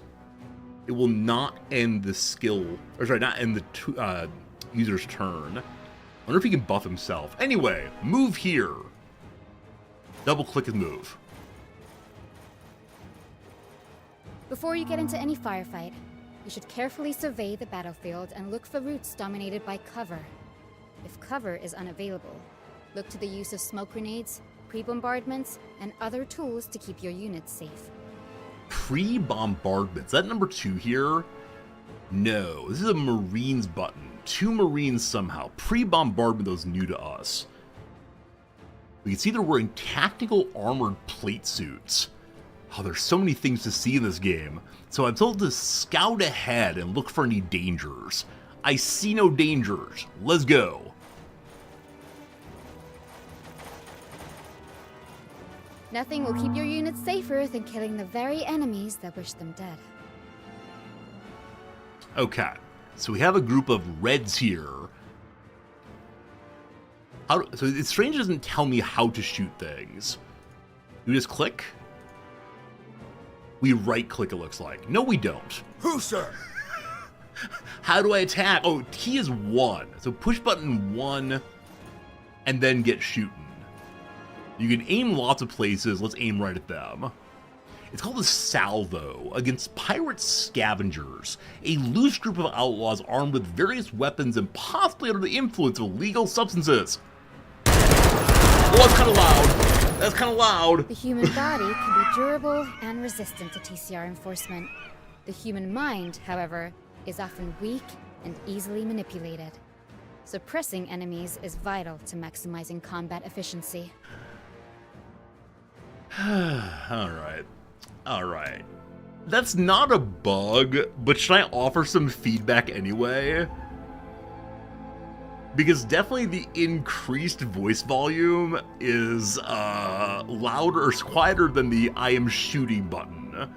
I assume that's an effects volume.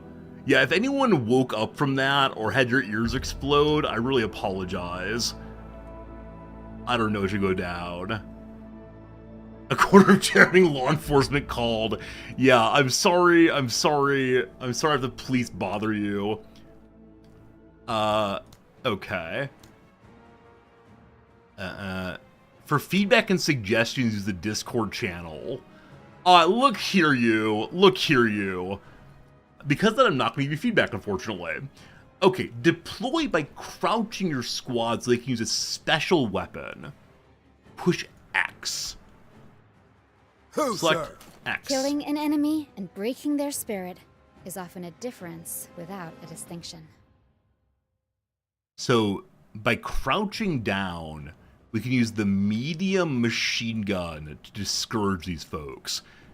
So button 3, the big old machine gun special weapon, is produced by Anzige, which utilizes a 7.6... Oh boy, is this game going to be for gun fetishists? Like, if you're a gun fetishist, fine, but I see a tremendous number of stats there, and I wonder to what degree people are going to be, like, quoting classified military documents to make them just right. Anyway, let's get shooting. Suppressing fire! Expenses prevent wide usage of plat armor, leaving squad elements far more susceptible to enemy fire. If your units take too much damage, they may resolve to break C2 and preserve themselves. But a Marine never leaves another Marine behind. Once relocated, SL status units will always resume the fight. The Impetus comes equipped with an array of suborbital weaponry to complement our ground forces. Rex 2, our module-based weapons platform and delivery system, will handle all the finer details. You simply need to provide the instruction. Feel free to put one to use now. What is C2? I know about C4, it's a kind of explosive, but they said, like, we'll return to C2. It means command and control. Okay, so they're saying after a morale break, they'll eventually listen to me again. Got it. There was some other bit of jargon in that I did not catch. Might need help on that one. Alright, that said, we can use an unguided missile from the sky. A missile from the Impetus missile pod repurposed from ship-to-ship combat to strike a ground target. High damage, arm penetration suppression, but low in accuracy. Alright, so we can aim at the entire field of combat and hope for the best. Majorly expensive and massively effective, consider these tools to be the spear tip of TCR might. But allocate these resources wisely. Rex 2 is constrained by the economy of force. Overuse of strategic weaponry too early in a campaign might leave one vulnerable on the backstretch when they need those weapons most. Okay, so don't use your health potions too often. Also, the woman's voice has gotten quiet again. Anyway, end your turn and watch the strike land. F is to end turn. Fire mission underway. Oh, it'd be very loud. When Okay, you it wasn't combine that all bad. available assets and abilities to maximize combat efficiency, very little can stand in the way of the TCR Marines. Service is always an act of valor, General. Most excellent results, and excellent timing as well. The warp exit is opened, and we are prepped for netting. The way back awaits. Okay, so we learned how to do the big booms. We learned how to move and shoot. We established we can be flanked. Sounds good, team. What does this 8 mean? Alright, we got things to learn, team. Difficulty normal, random seed, Iron Man. Let's go. Choose a name for the Iron Man save game. Early access Iron Man = Big Dumb. Alright, let's go.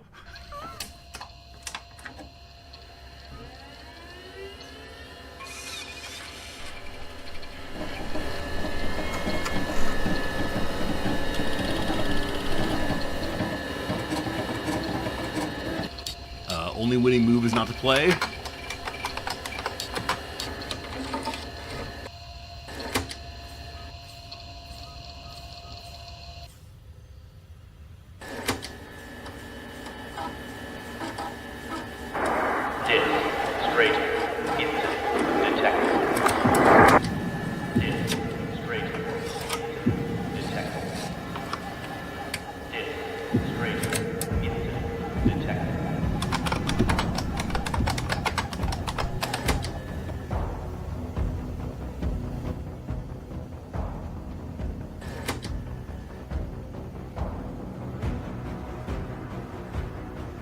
It's going down. I'm yelling timber.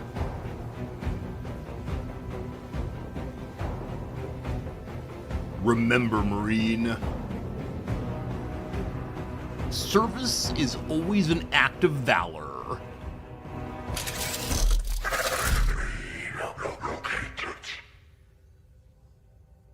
Okay, did someone let the bad If he is dudes all we in- have left, then he is all we have left.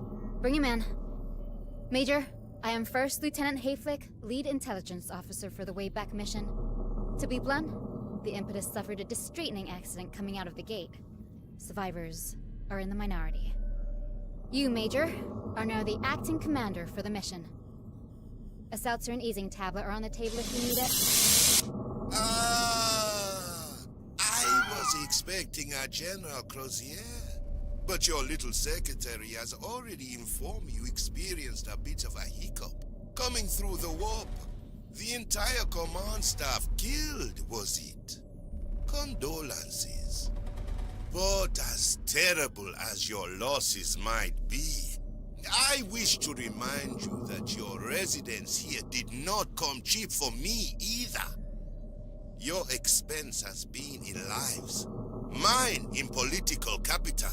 About time you core welders almost made even on your trades.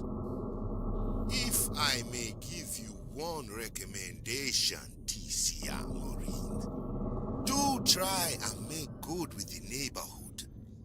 But while you learn to dance with these factions and fools, be sure not to step on too many toes. We are not your beloved core worlds. There are only so many mistakes one can make in a system, absent of second chances. But, you know, welcome to the way back. End of line. Apologies, Major. The comms team is new and was unaware of alert procedures before patching someone through. However, that was indeed Field Marshal Zama, leader of the planetary Jingwei. We are not to interfere with their operations. More on the relationship between the core worlds and the Wayback can be found in the Impedia. For now, Let's get you acquainted with the strategic map.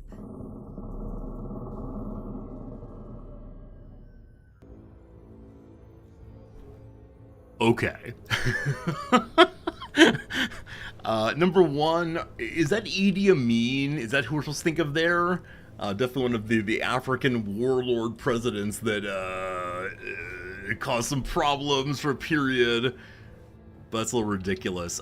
So many different screens flashed up there, one after another.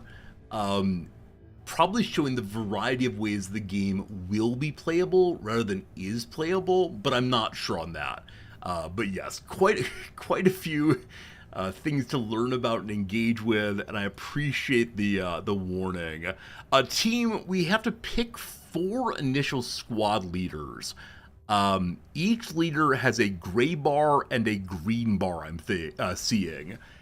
And so, man, I'm guessing there are some best ones to take, but for right now, I'm okay just reading through.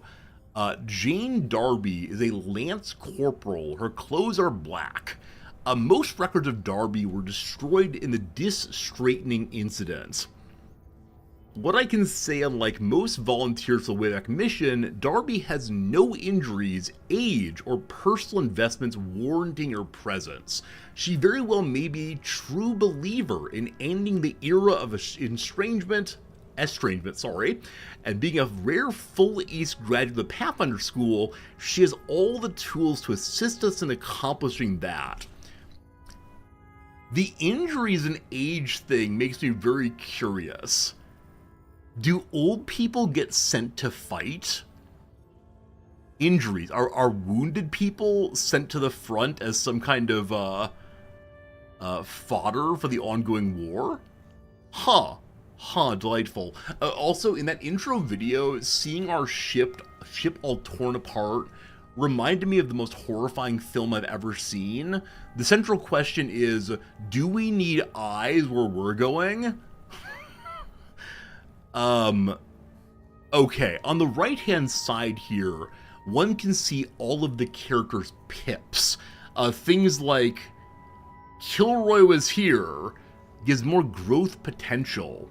So I'm guessing if you're good at this game, you can go ahead and go through all of them and decide what is what. I also wonder, as one builds up their own squad leaders, do they get to choose what skills they have? So you see, like, a bunch of stuff here, whole bunch of points. This game is definitely a detailed one through and through. Her attacks disable enemy special weapons for 1 turn. Yeah, there's so much to read here. So much to read here, it's really, really amazing.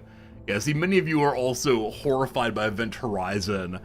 It is a film where I closed my eyes so many times, I think I may have even covered my ears.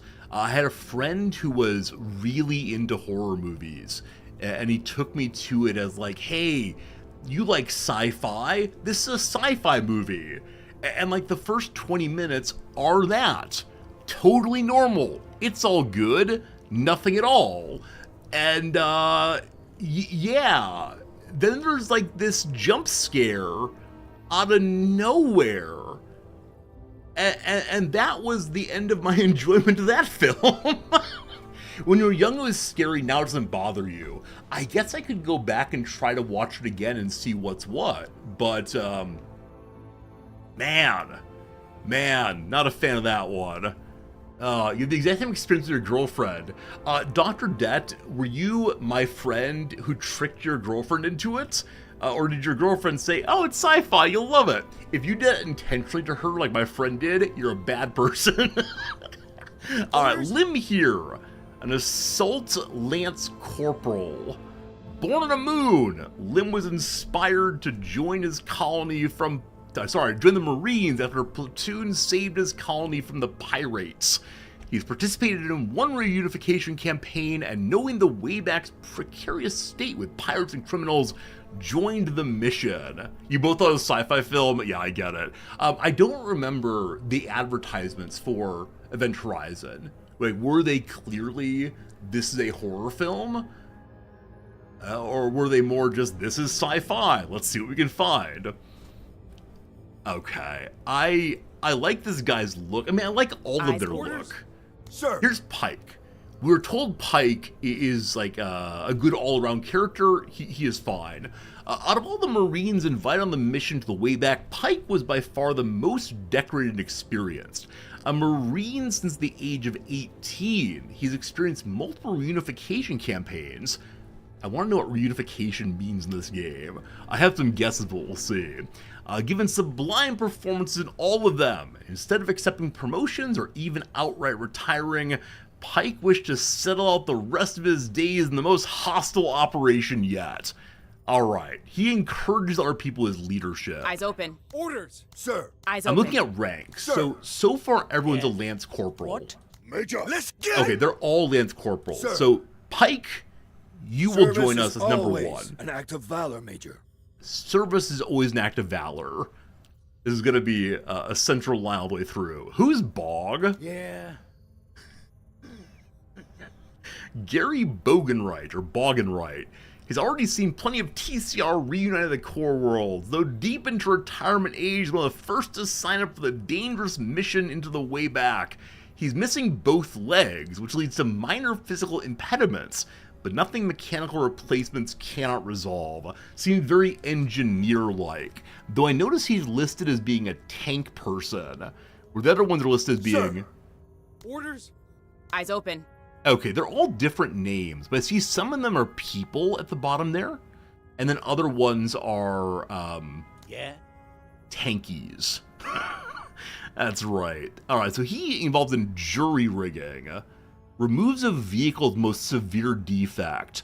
Okay, so maybe these people use vehicles, and these people are people. Alright, you gotta come along, my friend. All right. Alright. Where Oh, this you reminds me of, what's his name? Raynor in the StarCraft games? Jim Raynor. Absolute hero there. What? What? Reiwa once fought as an infantryman in multiple reunification campaigns. Unfortunately, one ended in a horrific series of injuries which left her sidelined in her pilotry-focused SRU, Skill Retention Unit. Avoiding any semblance of career pause to recover health, Reiwa applied for a mission into the Wayback Machine. Ordinarily, damaged assets would not be assigned to the task, but the nature of the mission entailed certain shortages in volunteers.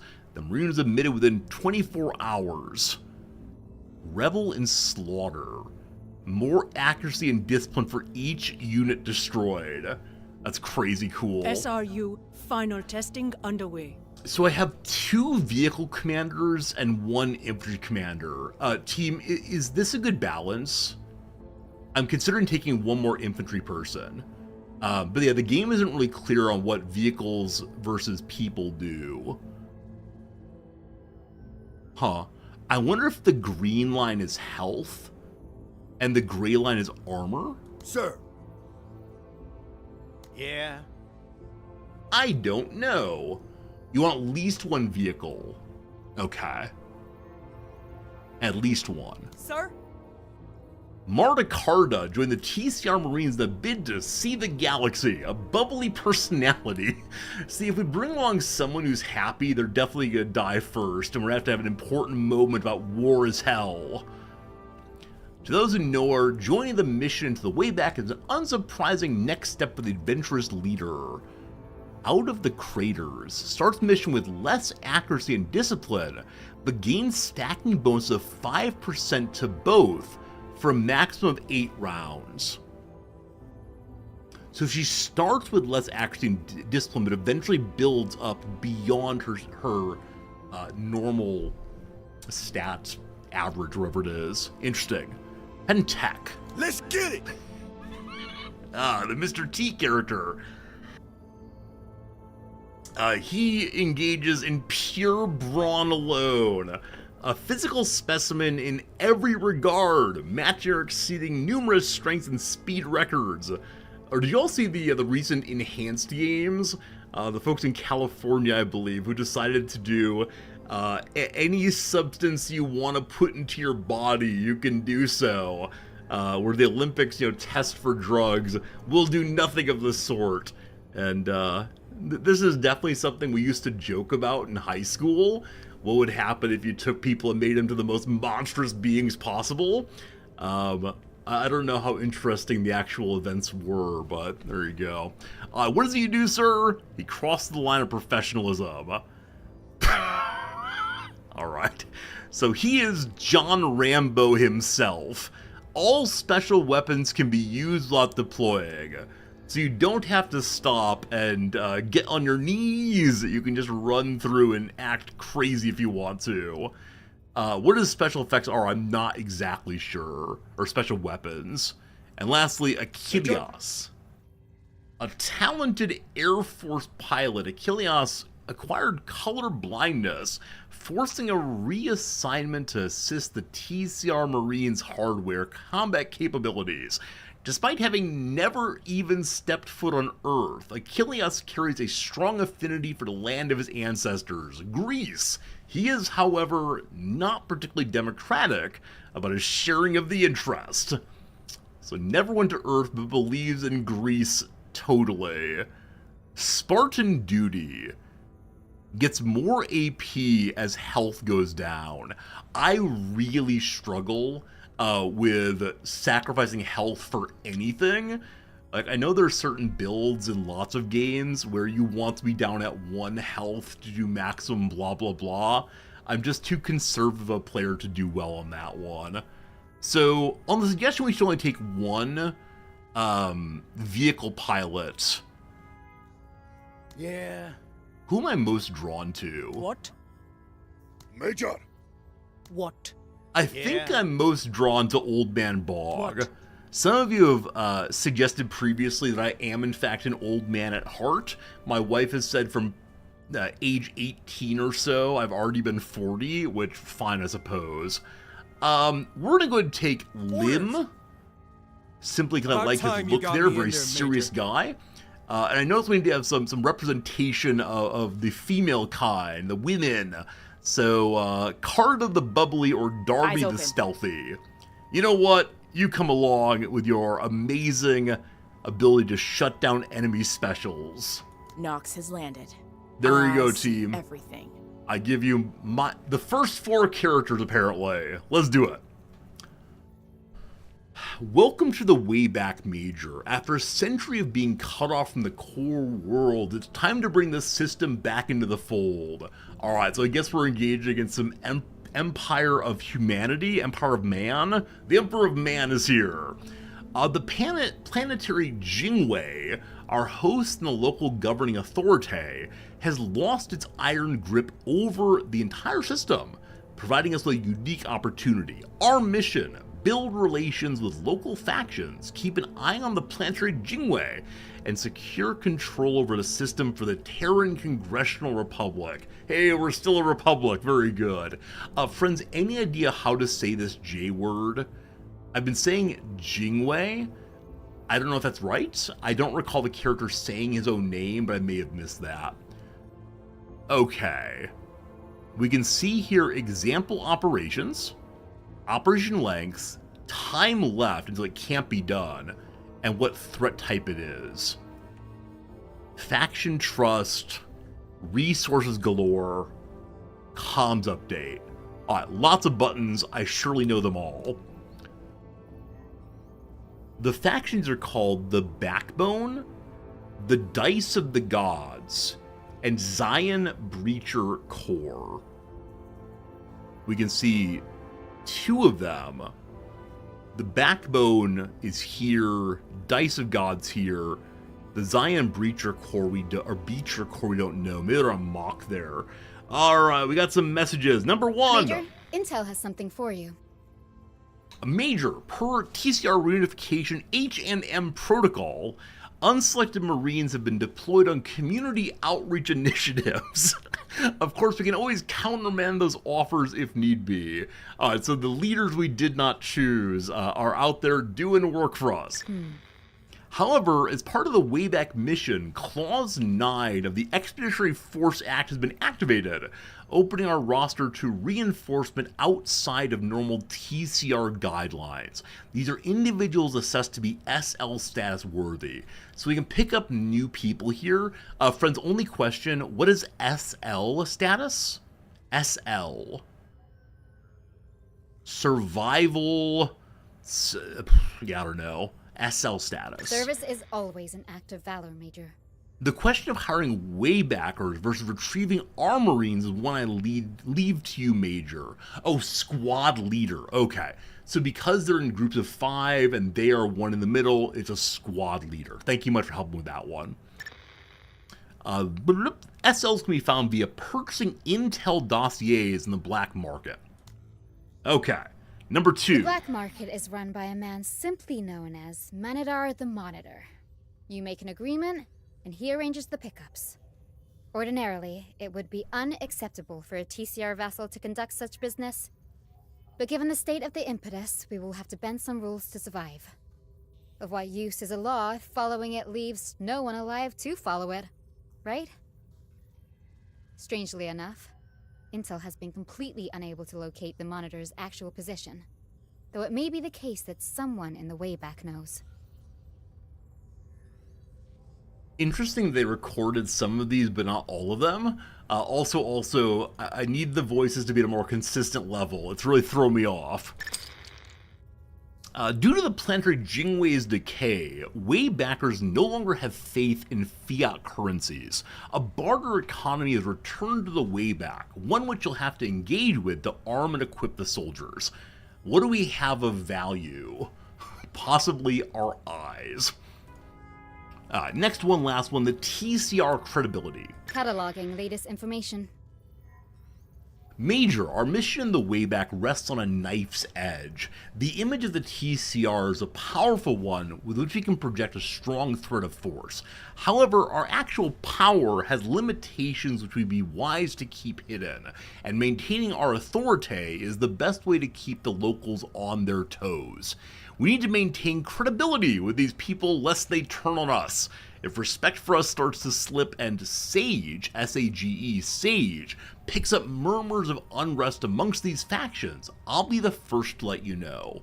Alright, so even though our ship is destroyed, we must insist that we did that on purpose. It looks better that way. Authority confers bonus discipline to your soldiers and required to hire SL status members. It's also the #1 shield for the TCR impetus. No faction wants to be responsible for attacking a TCR vessel if there are murmurs of the TCR eventually coming to the Wayback. Others won't attack because they fear the ship's power. If you lose too much authority, you'll lose respect. And without that, the Wayback will eat you alive. Try to keep your authority above 0. If it goes below 30, you will lose. Is authority here? Authority. Okay, so we have promotion points, authority, OCI components, operational capability improvements, and then squaddies. Elements assigned to a squad. Each squad can have up to 8 people. Each squaddie adds hit points to the squad's hit point total and armor durability to the armor durability total. They're persistent and can be renamed. Time to name people after you all. However, they'll die permanently if killed in combat. So I wonder if the squad leader will also die at once if killed in combat, or if it's only the squaddies.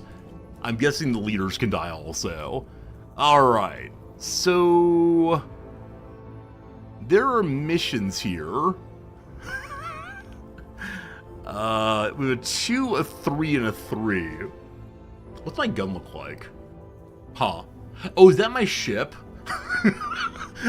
I thought this was a gun. I'm terribly sorry. So my ship's hanging out here by the warp jump gate thing, I believe.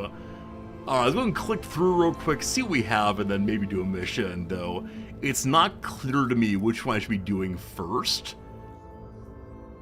as they all have 3 stars, maybe? I don't know. The OCI. Okay. So there are problems in a lot of places, but hey, we have a med bay. Damage in the disc-straightening event. Disc-straightening. So is this a world in which we get to other parts of the universe by folding space and then walking through them? I don't know, but things were unstraightened. The ad hoc triage center can still provide medical treatment for a time being. One squad mate revived per mission with a 15% chance to revive each subsequent casualty. So you get one person back, definitely, and then maybe more beyond that. We see things that we could potentially spend our components on if we had components. X-Woo. Expanded way back office outreach. So you actually get squaddies simply for finishing a mission. The Woo deploys friendly recruiters. So 3 per squaddie, or 3 per mission versus 2 per mission. The medical bay, 2 squad mates revive per mission, and then a higher chance. So med bay to medical bay gets a bonus, or repair bay, the vehicles get defects removed. Oh, okay, these are actually not upgrades to the med bay. They're instead things that can be put on the different locations. So hull locations get the building just described. The armament gets an unguided missile or minigun strafing. Electronic items. And that's all for right now, it seems. Also, we have no intelligence points. A lot of things are missing currently. Here are squads, though. Okay, so each squad is able to carry squad weapons, a special item, and then armor. It looks like the carbine is the only thing we have right now, and fatigue are the same. So we have no armor. Okay, we can equip special weapons if we had boxes. What do the boxes mean? Oh, where do I have boxes? Okay, the many stats here, I do not see them. Carbine, thank you.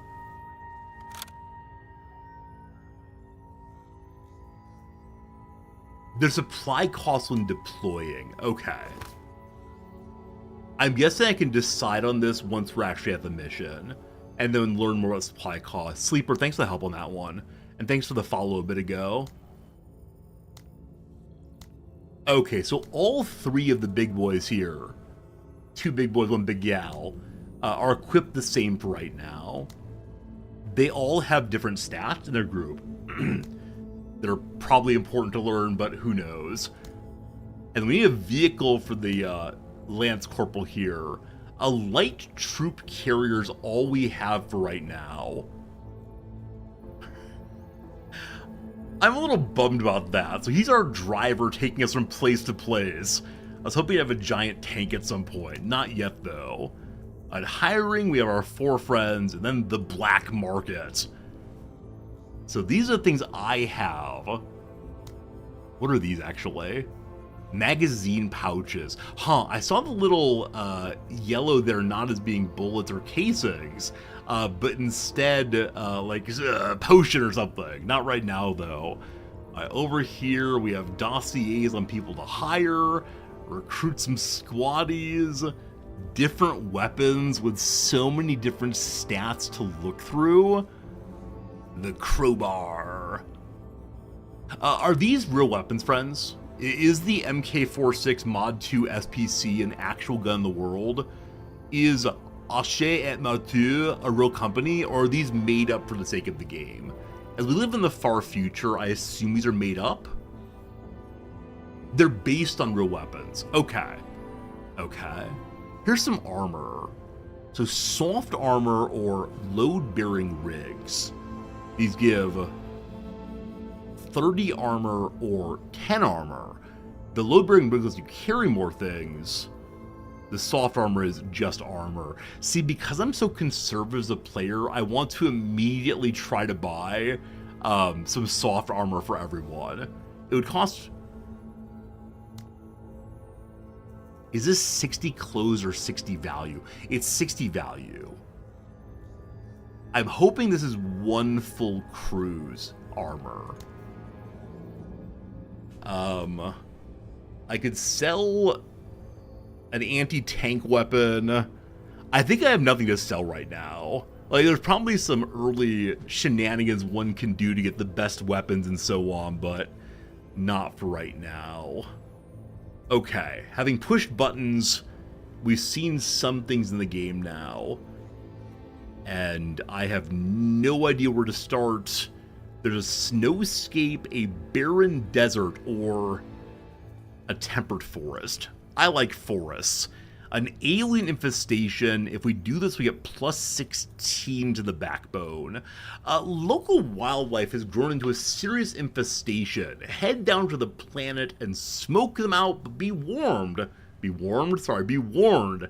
Biosensors show large swarms roaming the surface.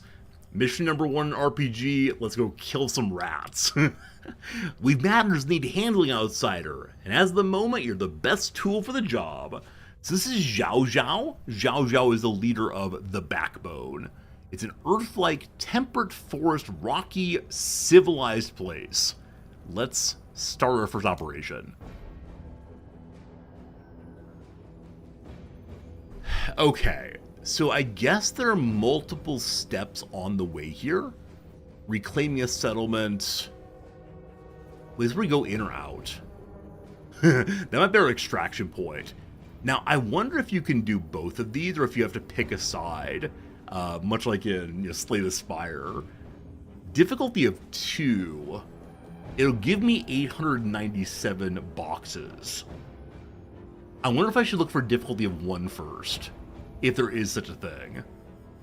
If I abort.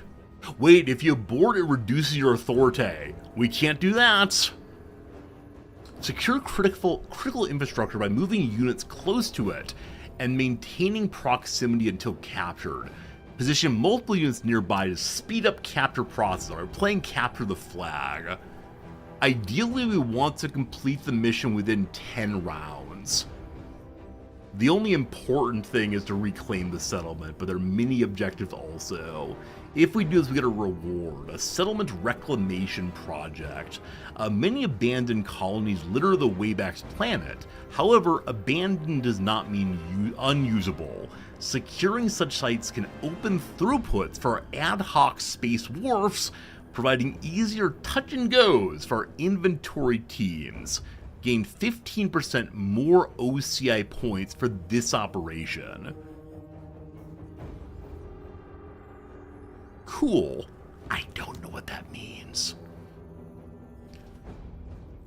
Our operational capacities remain somewhat limited at first, but careful planning before making landfall will ensure mission success. I've compiled the most critical aspects of the process from the old training modules here. So environmental considerations, here are some objectives. The optional ones give more promotion points. So on the map we can see unknown entities. So the more intel you have, the more you know about the enemies. We can deploy our squad in multiple locations, okay. Here's where you decide who comes along and how, and then supplies are in the bottom right corner. So we can use up to 897 supplies. We're getting 606 if we complete this thing, I believe. So, I believe I want to give you a vehicle. Cool. We can add to it a light vehicle weapon.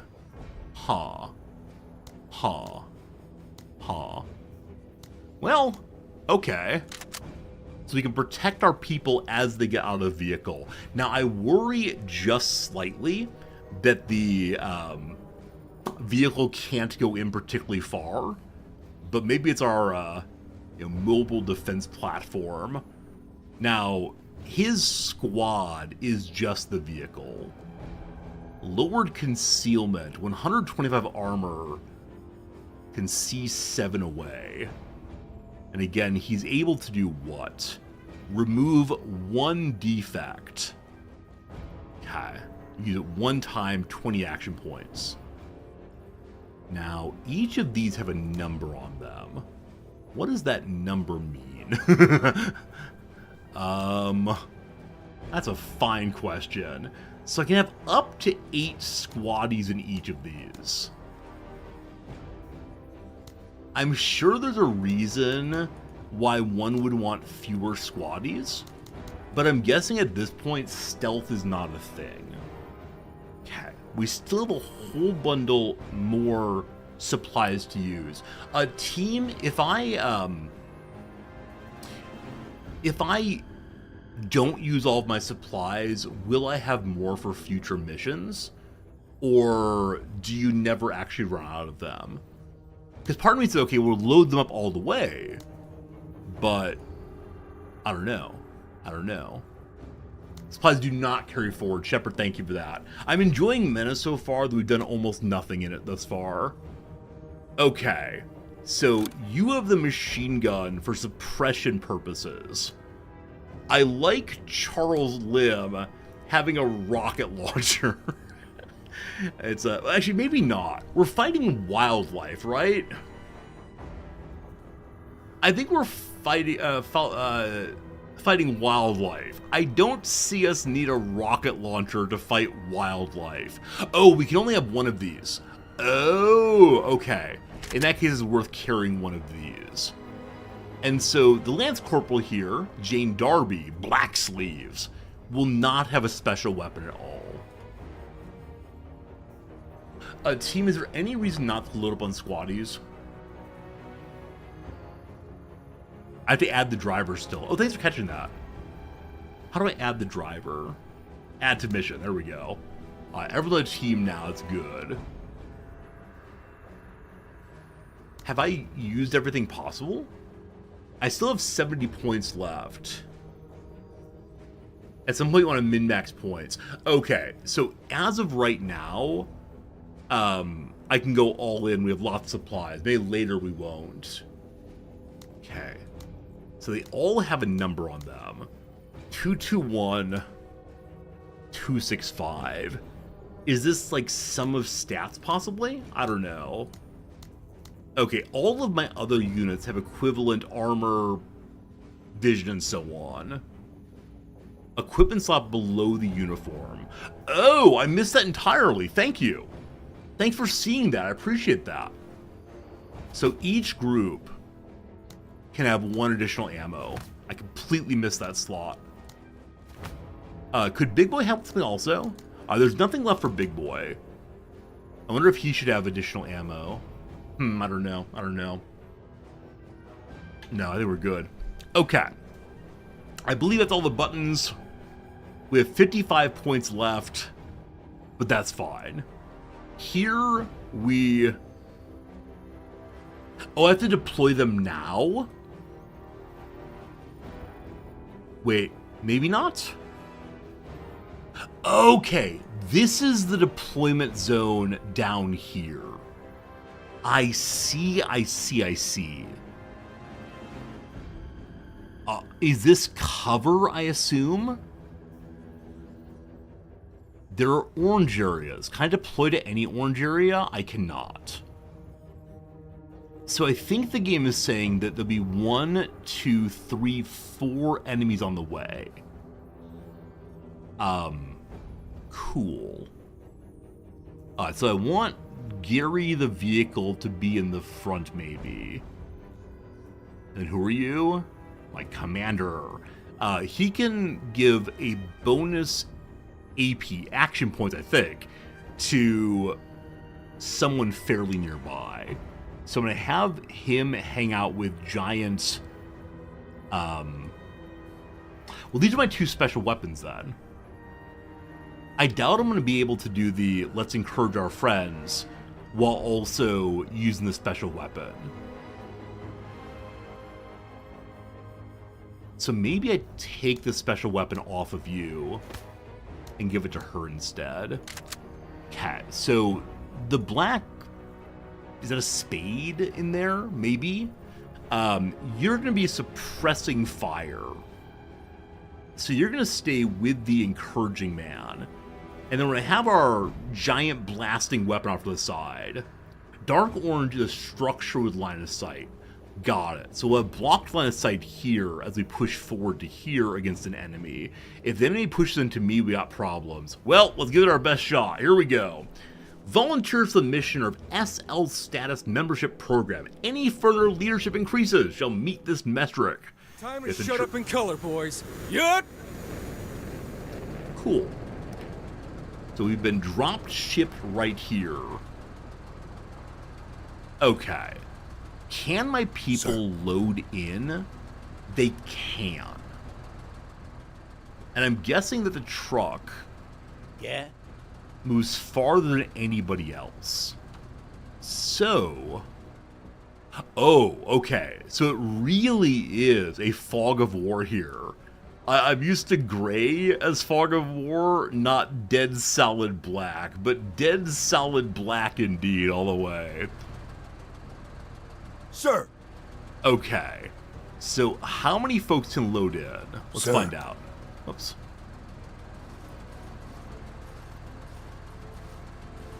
Like how we run on there. It's one group in. Hello? Oh, did it end turn then? Okay, we're ending turn inside. Yeah. Cool. Now you all load in. Okay, so one group can go inside. And there they are. You can see them hanging out. That's pretty cool. Yeah. So that's my leader guy. We can't see around this. We know there are enemies here or so.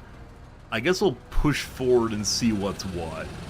Hopefully no surprise enemies. We see nothing so far. But that is your turn, I'm afraid. Orders?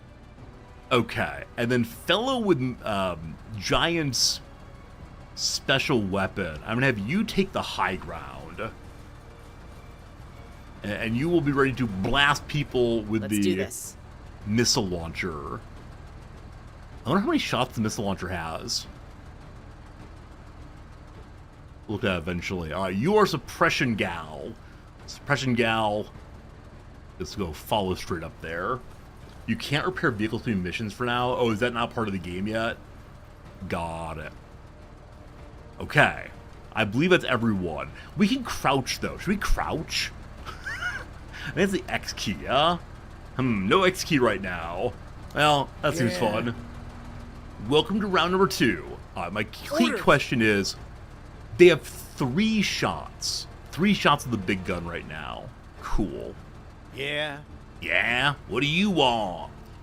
So enemies here. If we drive to here... En route.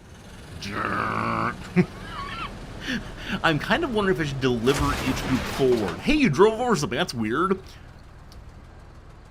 And maybe we could... I wonder if we can finish this thing in 10 rounds if we just take our car and drive straight to the objective. I don't stop and fight anything, just forward, forward, forward eternally. That'd be delightful. I'm not going to unload until we have some obvious cover for our folks. So let's continue to move forward gradually. I think that's fun. Eyes and ears. Eyes and ears. Okay, I thought there was cover here. Maybe the cover is just the fence. Sir. Lieutenant Pike. Y'all wait there for now.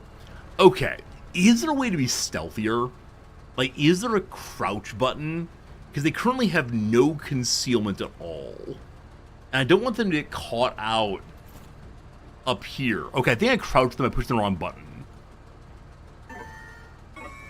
Okay, you cannot move while crouched. So this is not stealth. This is just like running on a hill. Boggs is tired of all this. We should see some enemies out here eventually. Hello! Alright, no enemies yet. Okay. I was planning to deploy behind these buildings. Hey, it's another vehicle. Or if I can use those. Maybe. Okay, so that's Sir. your turn. The question then is, do I deploy and run out there? I don't think I do. I think I want to drive the vehicle through the fence and then deploy from that location. So Pike, that's you. Oh, I already ended turn on you. Shoot, I didn't mean to do that. Okay, I don't think there's an unend turn, unfortunately. Okay, y'all get into the trees. Well, let's give me some cover. We'll find out.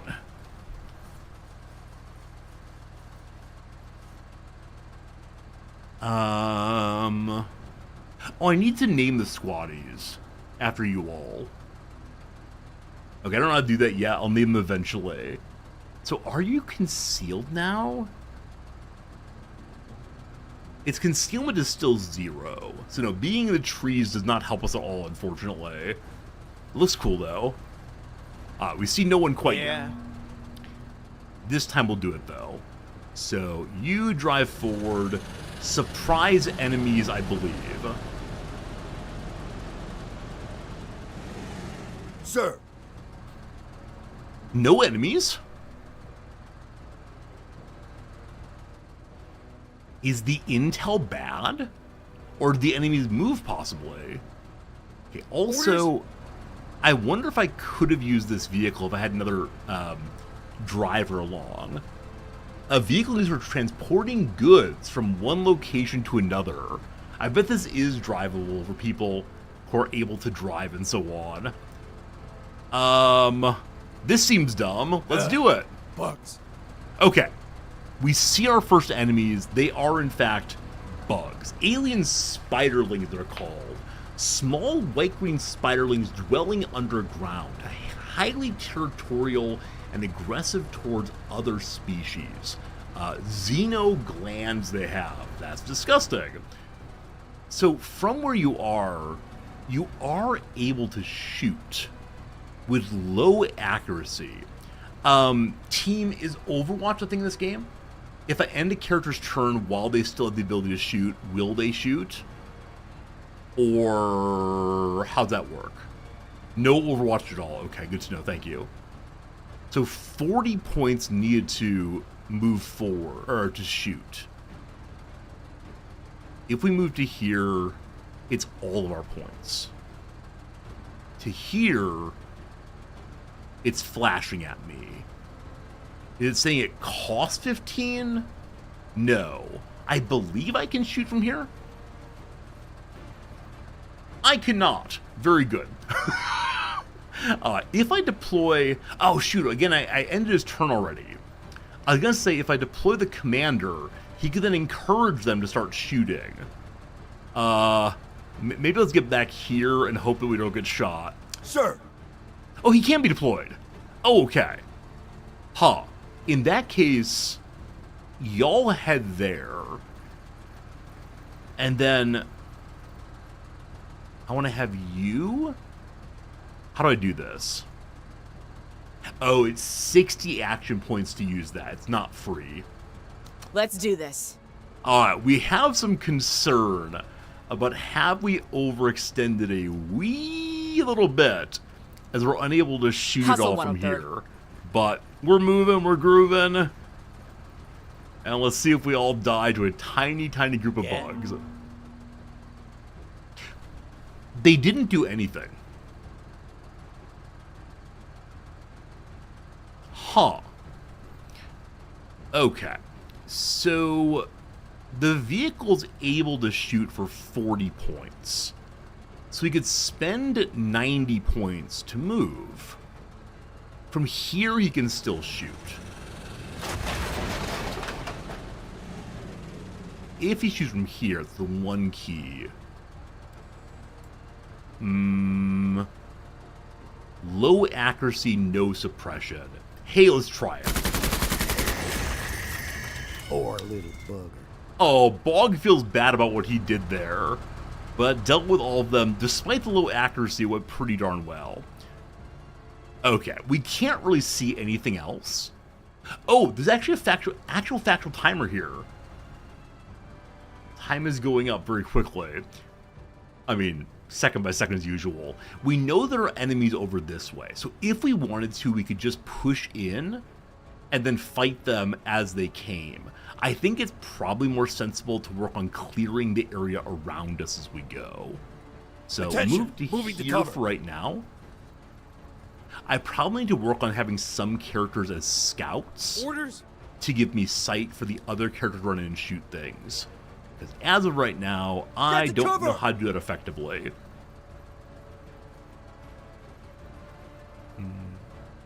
I am liking Let's this do game. this. At the same time, it does feel like I'm one step away from everything falling apart, which is perhaps the feeling of any game one plays for the first time. Yeah. Alright, Bog, I want you out there sighting for me. If you go here, you can not shoot. Here you can shoot. It seems like we're moving very, very slowly right now.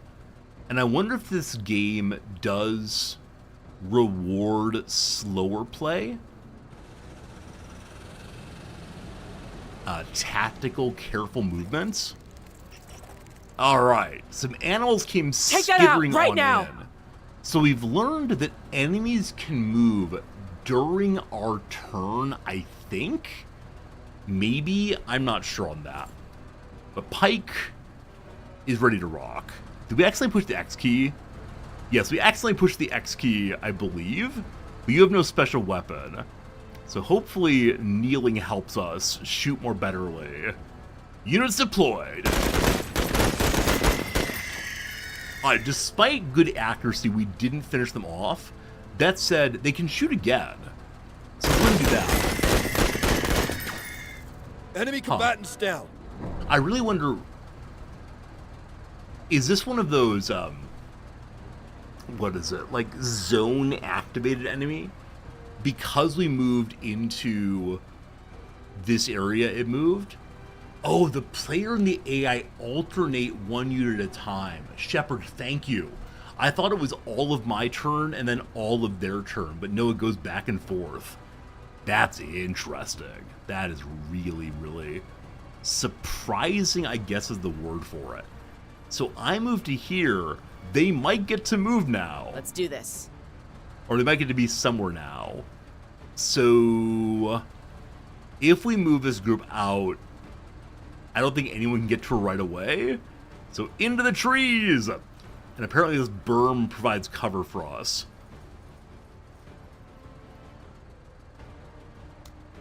Yeah.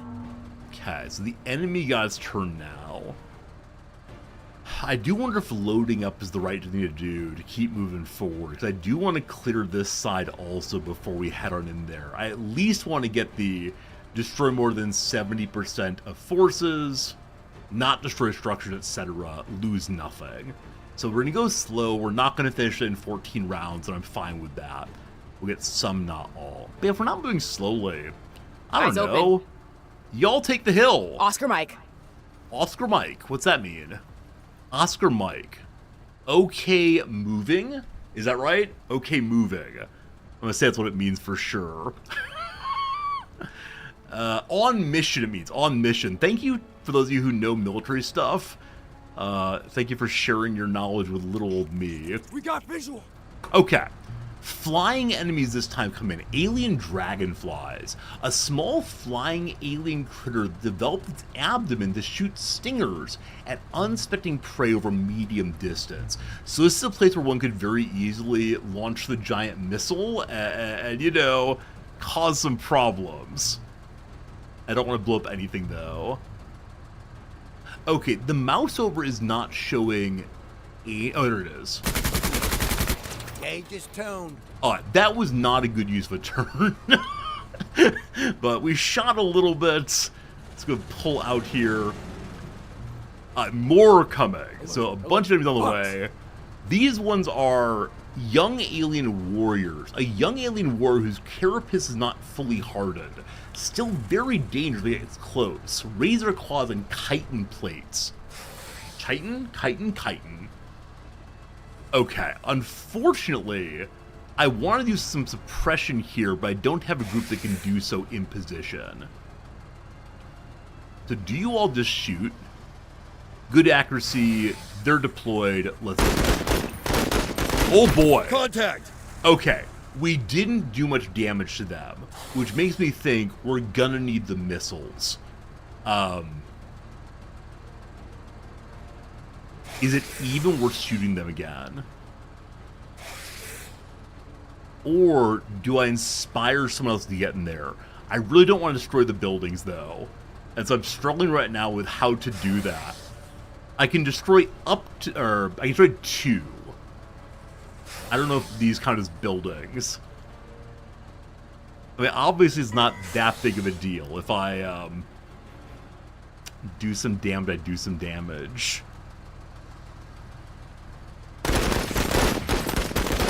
Hits confirmed. Alright. That's about a quarter damage, or maybe a 10th damage, and part of the armor knocked off. Boy, oh boy. More friends! Enemy movement! More friends! Okay, these ones are the young baby spiderlings again. Cat. Hello? What was that team? Oh. Is this just meant to be interesting? Like, no damage is actually being done, just looks cool? Weird. Okay, so fellows with giant missile launcher, give me a moment.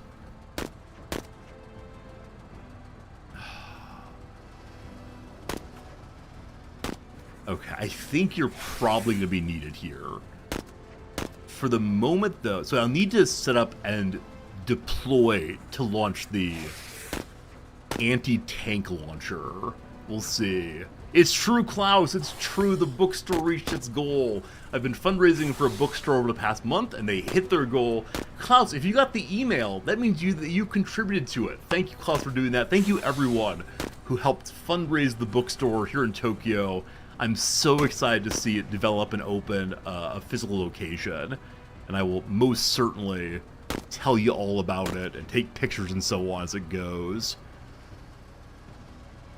Can we shoot over these? Speed is of the essence. So they say. How do we learn what we can shoot over and what we can't? I think we can shoot over this. Moving. Yeah, it's looking like we can have a line of sight still. So we want to deploy now. Yeah. Truck friend, I want you to kill these folks. Now, I wonder if any of them can get to us this turn. Like, should I save my ammo is the constant question I have. So y'all do suppressing fire. I believe I saw that these can't be suppressed. Is that true? Yeah. Maybe they can't be suppressed. They can be, the spiderlings can be scared away at least. If I drive forward, it's always low accuracy. I think it's just the name of the game here.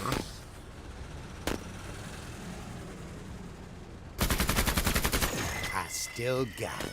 Thanks, Bog. All right, a little bit of damage done. I worry that I'm not focusing on any one turn, or any one character.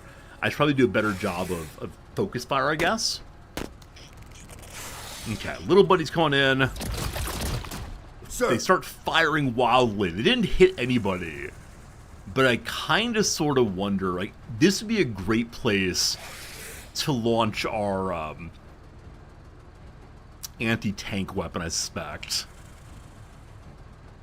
So, if we encourage you all right now, if the target unit complete a turn, they go again. Ready on my signal! Okay. You can still shoot.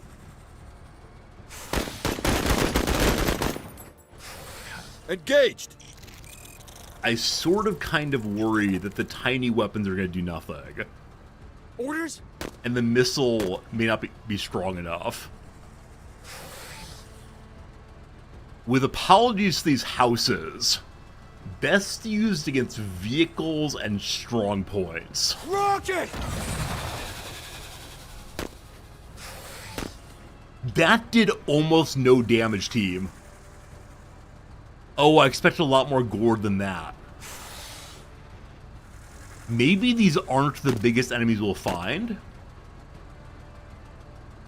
Oh boy. It got rid of one model. Okay. So the models are the strength. Got it. Rocket! Oh, they're fleeing! I didn't think they could flee! Okay, that worked well. That worked well, though. It's anti-tank or the anti-middle-sized things. So these are not large. Okay, maybe there'll be a bigger enemy. I'll feel bad about wasting that. You recommend turning off end turn setting. I think a few of you have mentioned this. Thanks for the good suggestion there. End turn on selecting unit? Auto end turn. Okay. Is that good? I think that's good. Okay. Thanks for the help on that one. They're baby elites. Got it. Alright, so you all could stand up again. No reason to do that.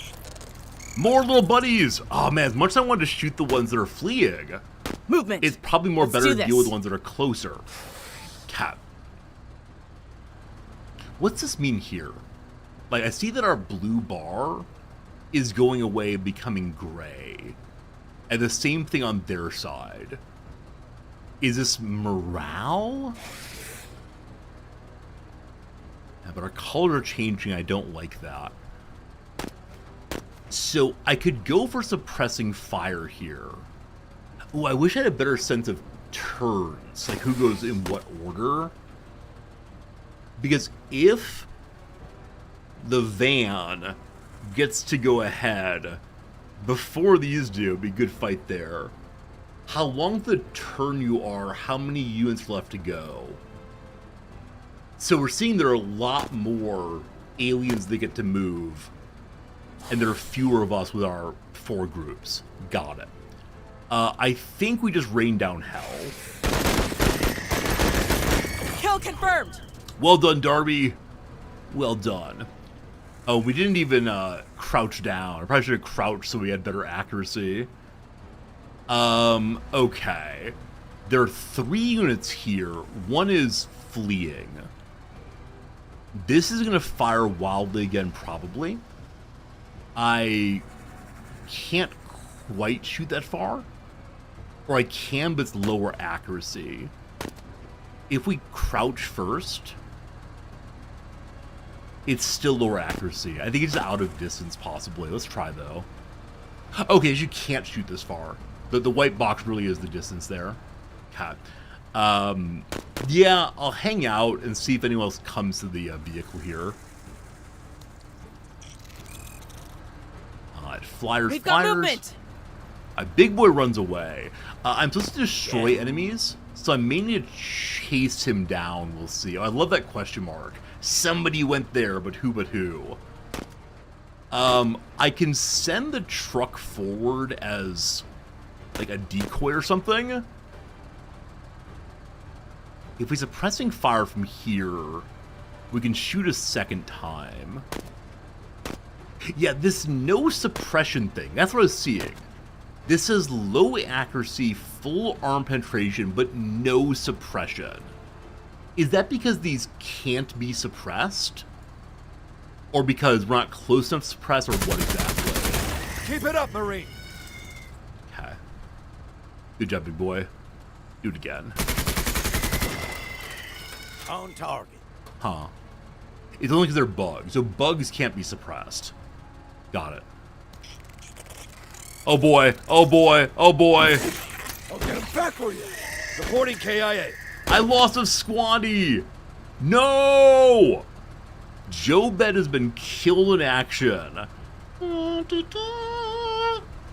Huh. I didn't realize that we'd... Do enemies always go in the same turn order? Chauffeur's green.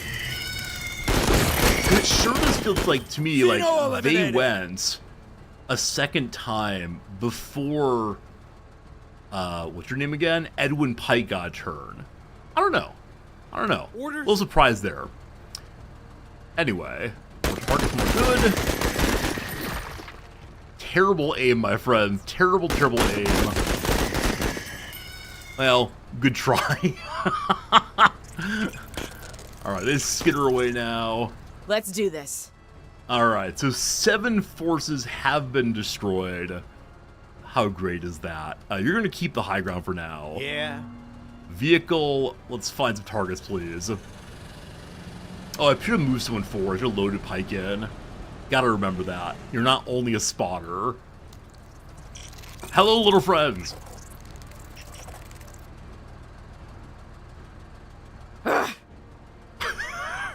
Wait, Darby just made a fear of Xenos noise. Are you actually afraid of aliens? You came here despite your fear? I'm sorry, what?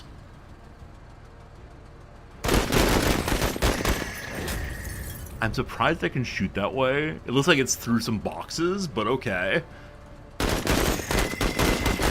Impressive shooting, Marine. Okay, Solid we've work. done all we have to do. I don't know how many rounds we've been through. I guess it's round 10 now. So I wonder if round 14 is doable. If we all head forward. Y'all are gonna stand up. Alright. Orders. The fleeing fellow has returned. You big old coward, you. If we shoot from here, it's out of range. So we'll stand up. If we move forward to here, we can't shoot. We still can't quite reach it. Here we still can't shoot. Okay, I'm going to have to stay at distance against that one, and we'll fight it in the near future, I guess. They're melee only, so there's no reason to be behind cover. We can keep moving. Keep moving. That's turn. Okay. Let's do this. You're high ground, which I'm loving, but out of range. I guess I'm just going to keep waiting until they come on in. I want to get here to get more happy points. But I don't know who all needs to be in there. I don't want to die in the process, but you know what? Sure. Let's stand up. Let's get moving down the hill, please. I pushed the wrong button. I meant to push the stand up and move button. What did I push instead? The shoot the ground button. Yeah. What a good time. What a good time. Okay. Failed. Mission failure. They're very far away still. I want to have someone load into us next turn. We get turned around. I gotta be careful not to shoot the ground too often there. This is a fun game. Now, it might be because I'm not dying immediately that makes it fun, but I am definitely enjoying myself while playing this game. And I look forward to seeing how it develops. The lack of an Overwatch is throwing me off a little bit. Enemy unit neutralized. But it's still going pretty darn well. Okay, Pike, let's have you move on forward. Listen up. We're moving. Go, go, go. Okay, great. So we can see a portion of this. Can't wait to see him fight guys with guns. I swear I know how cover works in games. Orders? I swear, I swear. Please load in. Orders. Wait, get in the vehicle. The left click, it does nothing. Why? Can you go anywhere except for the vehicle, possibly? Maybe it's just facing the wrong direction? Hello? Team, any thoughts why we can't get in the vehicle?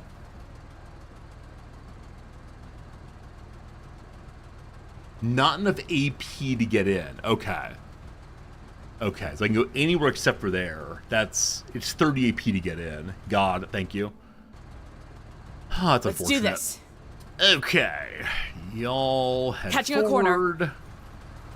We'll learn things about Yeah. getting in the vehicle eventually. For right now, the vehicle continues to go ever forward. Should probably wait to have some friends, but not right now. Anybody? Anybody? No, right now. Okay, good. Sir. Pike, On get in the task. vehicle. That's why Pike's in charge here. Always vehicle guy. Orders? Can we shoot out of the vehicle? Can our troops stand up and fire wildly from the back end? Gosh, I hope so.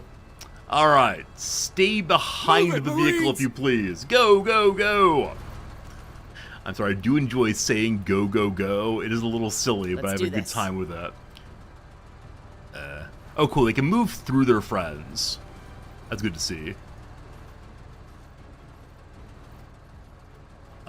Okay, I guess this is a big old shadow here. Let's crouch for now. Yeah.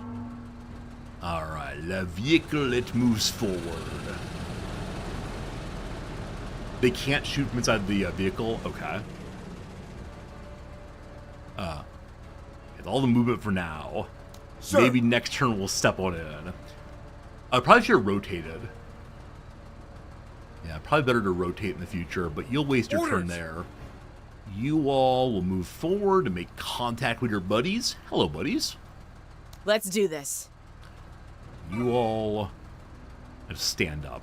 You just wait where you are. Yeah. To cover the back end. Alright, we're going into the blue box. I don't know if we need to go all the way in or just in a little bit for it to count as capturing. Boop. Green thing is there. I assume the green flag means we're capturing and not being seen while doing so, possibly? Okay, so up here we can see that we're currently reclaiming the settlement. I think the game said that the closer you get to the actual... How do I turn around? The X key is rotate. One moment. X key is rotate. It costs AP to rotate. God, thank you. I want you feeling it, Marines! Oh, Keep gosh. pouring it on! Oh gosh, Pike. Oh gosh. All right, so we're gonna deploy now. You just click outside to do that. To the front. All right, so 2 units in here, both actively capturing. You will deploy. Cool. Orders? I'm gonna be very happy if no one dies this time. He says, fearing that they will now die this time. Yeah, I suspect that overextension's a real problem in this game. But for now, we can all get in Let's do position and this. deploy. Oops, stand up first. and then 103rd move. heading to cover. Is friendly fire in this game? So if, for example, I were to have this group shoot through everyone, would they take damage, or is it okay? Oh, the alien icon's grayed out. I've killed them all. Ah, thank you. Thank you. I don't need to be quite so cautious anymore. If I go in all the way, do we get more green points? There's friendly fire? Okay. I'll be cautious on that. Also, these big old vehicles. Is there a way for us to dismount our vehicle? Not right now. Or if we can change vehicles eventually. Sir. Sir. Okay, it's green again. There are enemies somewhere. Must find them. Must find the baddies. Up you go. There were baddies this way according to the intel at the beginning. So we'll Move out. move that way and see what we can find. Anybody? Anybody? Aha! There they are. Alright, you tricky so-and-sos. Hostile Xeno! Okay, and that leads to anti-capture. So they have a red, which I'm guessing is going to take some of the capture points off, but we are still capturing it by being there. Got it. This is kind of awkward, I have to say. So y'all need to stand up. Oh gosh, I did it again. Oh, man. X is stand Moving. up. 1 is shoot at our own friends. That was not Let's do this. good. That was not good, team. So the trouble's going to be that these folks are exposed, I believe. And they definitely might get gobbled up. No! What are you doing? I did it again! I said to myself, do not shoot at your friends, and I immediately shot my friends. Note to self, team, we gotta be a little more careful and cautious. Wasting my ammo. I'm guessing on some mission eventually we will waste our ammo somehow. Oh, goodness. I can mouse click instead? Nah, I'm fine. If I move to here, I'm allowed to shoot.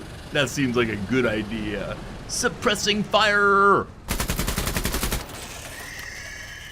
Not your best work, but a good start anyway. These are just like little alien-lings, right? Yeah, the spiderlings. I'm concerned about this turd. Hold tight. No one died this time, but some damage was taken. Do I crouch? Yes. We can crouch and then shoot twice. Not even needed. Not even needed. Good job, team. Orders. There's one more enemy out there somewhere, apparently.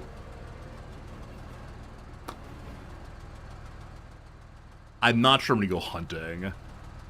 So let's move up this way. Crouch and wait.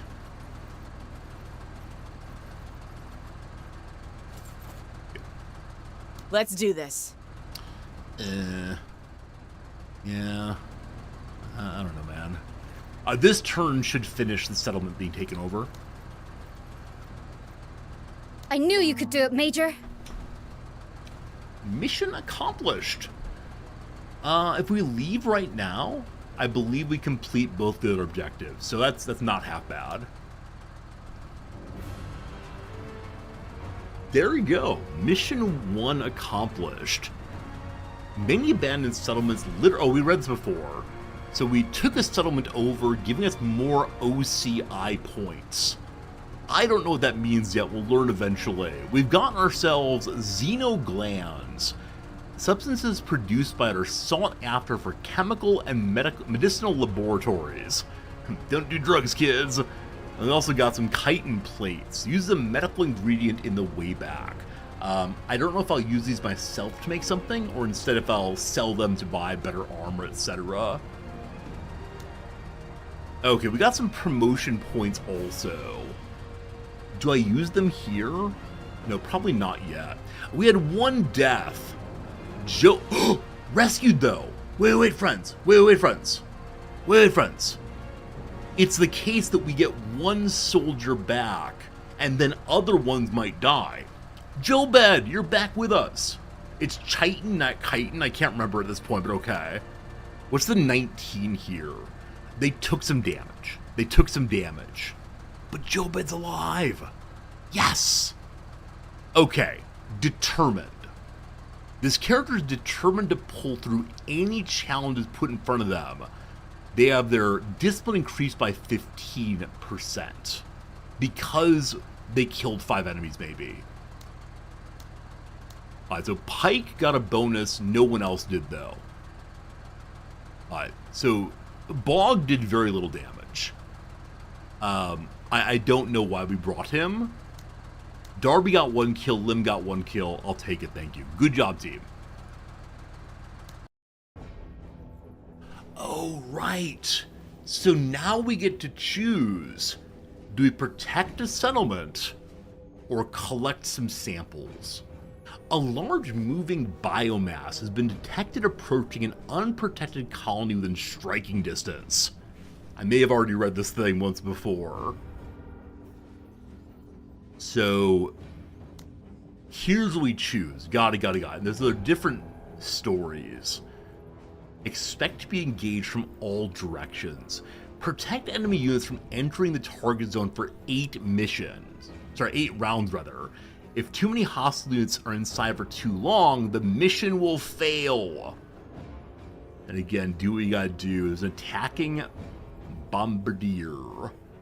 Or, in order to create an effective chemical agent that targets the pest, we need to collect samples from extraordinary specimens. We've tagged a group of crucial critters from which we need samples. Hunt them down and bring back the samples so the agent can be synthesized. If you do that, we get increased damage of all weapons against aliens the rest of this operation. So just more damage in the final fight, whatever that is. Here we get 2 hunter squads for the final mission of the operation. So hunter squads or do more damage overall. Oh man.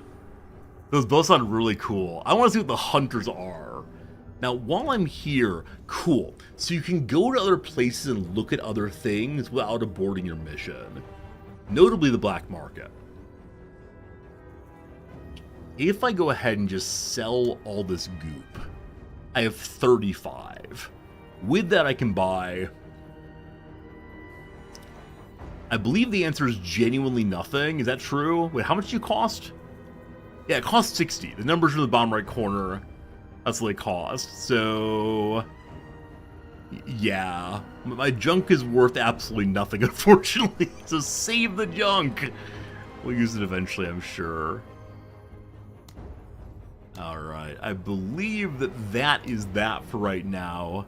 That's a refiller squad. Nah, good old... oh wait, what's this? Okay. Okay. I have 24 promotion points. How much does a promotion point cost? 14 for this tier. If I look at the other guy, good old Edwin Pike. Oh, driver guy can do it also. Oh boy. Okay, so it looks like they have similar abilities each time. Movement is cheaper, deploying is also. More accuracy for attacking the same target repeatedly. More growth potential. Speed at which squad leader increases attributes. I tend to buy the learning traits early. Service is always an act of valor. So there we go. We now can go into tier 2 if we want to. But I don't know yet. But learning seems important to me always. That's all for now, unfortunately. And when I say a team, I don't just mean for spending points. I also mean for today's stream. We don't have enough time left to do a full additional mission. But I'm having such a good time. And we'll be back to this one again tomorrow. That's not true. Tomorrow's a writing day. Next time we stream in a couple days here, we'll be back to this one. I'm so excited to see where it goes. I know it's early access. There's not that much more to do. But I don't care. I'm going to keep doing it for sure. Also, team, do you think anyone's been very clever before and sent in a bug report that says, hey, I was in the first mission, I walked around and some bugs attacked me? There's your bug reports.